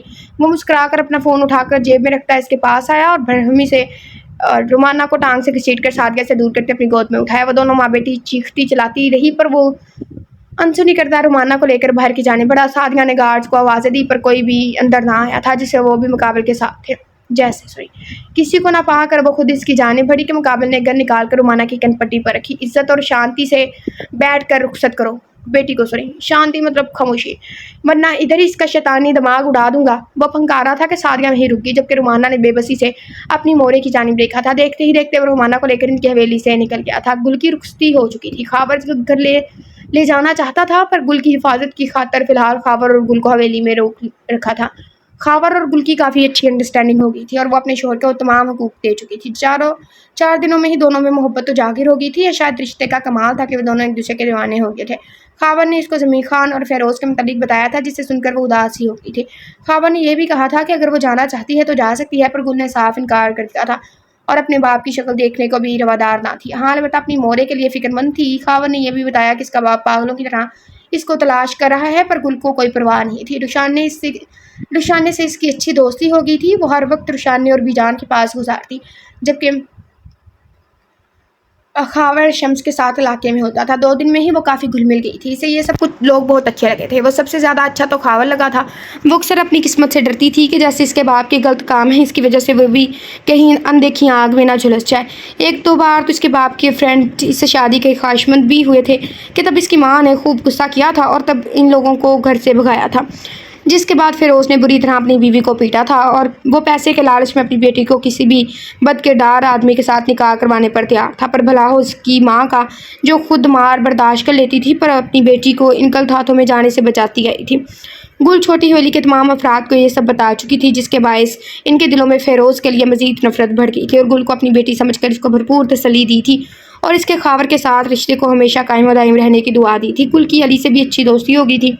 अली से छोटी बहन मान चुका था और गुल को अपनी तरफ करके खावर को खूब तंग करता था, जिसका बदला खावर मौका मिलते ही गुल को दबोच कर ले लेता था। छोटी हवेली में बड़ी हवेली वाले 2 बार आकर गुल से मिल चुके थे, जबकि निमरा भी मिल गई थी। खावर और अली में नोक-झोंक अरूज पर होती थी। खावर अली को सुलगाने की खातर जानबूझकर लबों पर मुस्कुराहट सजा लेता और अली देख कर करता अपनी शादी के रोने रोता रहता। और फिर अली की दुआइयाँ छोटी हवेली के साथ साथ बड़ी हवेली में भी कहकों का मोचब बनती थी। अभी वो सब लाउंज में बैठे थे। अली रुशान और गुल को निमरा को तंग करने की रोदात सुनाता इनको हंसा रहा था। अयूब खान और बीजान भी दूर परे के रिश्तेदारों का कोई मौजू खोले बैठे थे, जबकि शम्स और खावर आज की सीएम से मीटिंग के हवाले से कोई बात कर रहे थे और साथ ही खावर शम्स को कोई फाइल दिखा रहा था जो शम्स ने ही इसे रेडी करने को कहा था। तभी मुलाजिम ने फ़िरोज़ खान के आने की इतला दी कि गुल सुनकर परेशान होती। बाकी सबका भी गुल जैसा ही हाल था। रिलैक्स, मैंने ही बुलाया है। शम्स की भारी आवाज़ गूंजी। क्या लाले बाबा मुझे ले जाएंगे? गुल डर कर बोली। आपकी मर्ज़ी के बगैर वो ले जाने की हिम्मत नहीं रखते बच्चे, और मैंने इनको बुलाया ही इसीलिए है कि वो आपसे रूबरू मिलकर आपकी बात सुन लें। आप पर किसी किस्म का दबाव नहीं है, ना ही डरने की ज़रूरत है। आप जो चाहती हैं वही आपने कहना है। कुछ देर तक खावर के साथ आप मर्दान खाने आ जाएं। शम्स पुरसकून अंदाज में कहता गहरी नज़रों से रुशाने को देखता मर्दान खाने जाने के लिए बाहर की तरफ बढ़ा था। कहा, मेरी बेटी, तुम्हारी हिम्मत कैसे हुई मेरी बेटी को अगवा करने की? शम्स के मर्दान खाने कदम रखते ही फ़िरोज़ हत्थे से उखड़ गया। जैसे तुम्हारी हिम्मत हुई हमारे साथ खेल खेलने की? शम्स सरायत से इसकी गर्दन दबोच कर नीचे आवाज़ में धाड़ा कि फ़िरोज़ को अपना दम घुटता महसूस हुआ। वो सब मेरे बाप ने किया था, मेरा तुम लोगों से कोई वास्ता नहीं, और इसकी सज़ा तुम मेरे बाबा को दे चुकी हो। मैं जानता हूँ तुमने मारा है मेरे बाप को। वो दोनों हाथों से अपनी गर्दन से लिपटे इसके हाथ को दूर करने की कोशिश करता घटी घटी आवाज़ में बोला, इसने जो बोया वो काटा, और अब तुमने भी जो कुछ किया है इसके बदले में अपनी बेटी की नफ़रत सहोगे। शम्स ने खुद से इसे झटक कर दूर हुआ और पुरसकून अंदाज में सोफे पर जा बैठा। क्या मतलब है तुम्हारा? फ़िरोज़ अपनी गर्दन सहलाता हकला कर गोया हुआ। मतलब ये कि तुम्हारी बेटी अब अपने घर की हो चुकी है, शादी हो चुकी है इसकी। शम्स ने मुस्कुरा कर इसके सर पर बम फोड़ा था जब भी गुल चादर में लिपटी खावर के साथ मर्दान खाने आई। गुल मेरी बच्ची, तुम ठीक हो? ये शम्स खान क्या कह रहा है मुझे बताओ। उन्होंने तुम्हें कुछ कहा तो नहीं? गुल को देख फ़िरोज़ इसकी जानिब लपका, इसके सर पर हाथ रखे शदीद परेशानी से सवाल किया। जी मैं ठीक हूँ, आपको फ़िक्र करने की ज़रूरत नहीं है। ये लोग आप जैसे हरगिज़ नहीं हैं। इन्हें बेटी की पहचान है और इज़्ज़त करना भी आती है, ना कि आपकी तरह जो बेटियों को भेड़ बकरियां समझते हैं। गुल इसका हाथ सर से हटाती बरहमी से बोली कि फ़िरोज़ ने हैरत से इसकी ये हरकत देखी थी। गुस्ताख, अपने बाप के सामने ज़ुबान चलाओगी? फ़िरोज़ शम्स के सामने अपनी ही बेटी से हुई इज़्ज़त पर आपे से बाहर होता चलाकर इस पर हाथ उठाया, जिसे खावर सरायत से हवा में ही पकड़कर इसकी कोशिश नाकाम बना चुका था। मेरी बीवी पर हाथ उठाने का सोचिएगा भी मत। खावर ने स्पाट अंदाज में कहकर इसका हाथ नीचे किया और गुल के गिर्द हिसार बांधकर चट्टान की तरह इसके सामने खड़ा हो गया, जबकि खावर के अंदाज और लफ्ज़ बीवी पर फ़िरोज़ सकते में आ गया था। अपने दामाद से नहीं मिलोगे क्या फ़िरोज़ खान? इसके सकते को शम्स की कड़क आवाज़ ने तोड़ा था। बदसात लड़की, हम तुम्हारे लिए परेशान हो रहे हैं और तुम हमारी इज़्ज़त का जनाजा निकाल कर दुश्मनों के घर रह रही हो। फ़िरोज़ खान खोलता इसकी जानिब लपका, बस दूर है मेरी बीवी से। खावर सहमी गुल को अपने पीछे करता फ़िरोज़ की राह में हाइट हुआ। तुम बकवास बंद करो, अपनी मेरी बेटी है वो। बाप हूँ मैं इसका, किस हक और किस इजाज़त से तुमने इससे निकाह किया? फ़िरोज़ खान को गिरबान से दबोचे बोला। और फ़िरोज़ खावर को सुनी, मेरी अपनी मर्ज़ी थी बाबा, और मुझे पूरा हक है अपनी मर्ज़ी के इंसान से शादी करने का। गुल खावर की कमीज़ पुश्त से मुट्ठी में जकड़े ज़रा सा सर निकाल कर बोली, जबकि फ़िरोज़ खान की आंखों में इसके लिए बेहद गुस्सा धर आया था। इसकी बेटी ने इसकी बेइज्जती कर डाली थी जो इसके लिए काबिल कबूल नहीं थी। देख लिया फ़िरोज़ खान, तुम्हारे काले करतूतों की वजह से तुम्हारी बेटी नफ़रत करने लगी है तुमसे, और हमने इसे गवाह नहीं किया। बेशक तुम पूछ सकते हो। शम्स ने इसको गलत साबित करते कहा, क्या खुन्नास बना है तुम लोगों ने मेरी बेटी के दिमाग में? और तुम होते कौन इसकी शादी करवाने वाले? इसका बाप जिंदा है और बगैर वली के शादी नहीं हो सकती। मैं नहीं मानता इस निकाह को। गुल चलो, میرے ساتھ، ورنہ اچھا نہیں ہوگا تمہارے لیے. تمہارے کیے کی سزا تمہاری ماں کو بھگتنی پڑے گی، جس نے تمہاری اتنی گندی تربیت کی ہے کہ آج باپ کو رسوا کر چکی ہو. فیروز خان دھاڑا تھا. اس سے کہاں برداشت ہو رہا تھا یہ سب. خاوند میرے شوہر ہے اور ان سے نکاح میں نے اپنی مرضی سے لالے کو اپنا بھائی اور اپنا ولی بنا کر کیا ہے. میں آپ کے ساتھ کہیں نہیں جاؤں گی. میں اپنے شوہر کے گھر ان کے ساتھ رہوں گی. آپ مجھ پر زبردستی نہیں کر سکتے اور نہ ہی اب میں آپ کی کوئی بات مانوں گی. اگر آپ نے مورے کو کچھ بھی کیا تو میں مورے کو بھی ہمیشہ ہمیشہ کے لیے اپنے پاس لے آؤں گی. اتنے سالوں آپ نے ہمیں دیا ہی کیا ہے. نہ مجھے کبھی باپ ہونے کا احساس دلایا، نہ کبھی شفقت بھرا ہاتھ رکھا، اور مورے کو آپ ساری زندگی مارتے پیٹتے ذلیل کرتے آئے ہیں. آپ کتنے بے رحم ہیں نہ بابا. نہ اکلوتی بیٹی کو باپ والا پیار دے سکے، نہ ہی اپنی بیوی سے مخلص رہ سکے. گل روتی ہوئی اپنے باپ کے سامنے آتی اس کے ہاتھ پکڑ کر روتی ہوئی بولی، خدارا اپنی بیٹی کو کھو دینے کے بعد اپنا سکھ دکھ کا آخری رشتہ خود سے مت جدا ہونے دیں. ذرا سوچ کر دیکھیں آپ نے ہمارے ساتھ کیا کیا ہے. آپ کو احساس ہو جائے گا. اور بابا میں نے آپ کی عزت کو رسوا نہیں کیا. میں گھر سے نہیں بھاگی. میں ایسا کرنے کا سوچ بھی نہیں سکتی. ان لوگوں نے آپ کی بیٹی کی عزت بچا کر اسے پامال ہونے سے بچایا ہے. یہ عزت کے محافظ ہے بابا، ایک بھائی کے روپ میں تو ایک شوہر کے روپ میں. وہ ہچکیوں سے روتی بولی، اگر اس دن یہ نہ آتے تو شاید آپ میرے کل پڑ چکے ہوتے. سب کو اپنے جیسا نہیں سمجھے بابا. دادا جان نے آپ کے دل میں اتنی نفرت بھر دی ہے کہ آپ کو ہر کوئی اپنا دشمن لگتا ہے. آپ کیوں نہیں سب کے ساتھ مل کر رہ سکتے؟ کیوں سب سے بیر پال رکھا ہے؟ آئی تھنک عمر کے اس حصے میں بھی آپ دشمنیاں مول لیے پھر رہے ہیں. آخر کیا ملا ان سب سے؟ آپ نے دادا جان کے غلط فیصلوں سے ساری زندگی ان سے دور پردیس میں رہ کر گزار دی. کیا ملا آپ کو؟ یا پھر ان کو مٹی میں دفن ہو گئے وہ لڑتے لڑتے؟ کیا ملا یہ دشمنیاں خرید کر؟ ایک لمحہ بھی سکون کا میسر نہیں ہوا ان کو. آپ یہ سب مت کریں بابا، چھوڑ دیں سب. وہ اپنے ارد گرد رشتوں کو وقت دیں. مورے کو دیکھیں جو آپ کے جارحانہ رویے کے بعد بھی آپ کے ساتھ رہ رہی ہیں. اپنی بیٹی کو دیکھیں جو اپنے باپ کے پیار کے لیے تڑپ رہی ہے. بچے کچھ دو رشتے بچے ہیں آپ کے پاس. پلیز انہیں مت گنوائے بابا. میں اپنے بابا کو اکیلا اور ٹوٹتا ہوا نہیں دیکھ سکتی. میں اپنے بابا کا غرور بننا چاہتی ہوں. اپنی بابا کی لاڈلی بیٹی بننا چاہتی ہوں. آپ کا بیٹا بننا چاہتی ہوں. پلیز بابا سب چھوڑ دے، سب بھول جائے. مجھے معاف کر دے بابا. میں آپ کے ساتھ نہیں جا سکتی. وہ شدت سے روتی ہوئی وہاں سے نکل گئی. اس کے پیچھے خاور بھی چلا گیا. جبکہ فیروز مٹی کا بت بنا کھڑا تھا. آج پہلی بار اسے کسی نے آئینہ دکھایا تھا کہ وہ ساکت چھا ہو گیا تھا. سچی تو کہا تھا گل نے.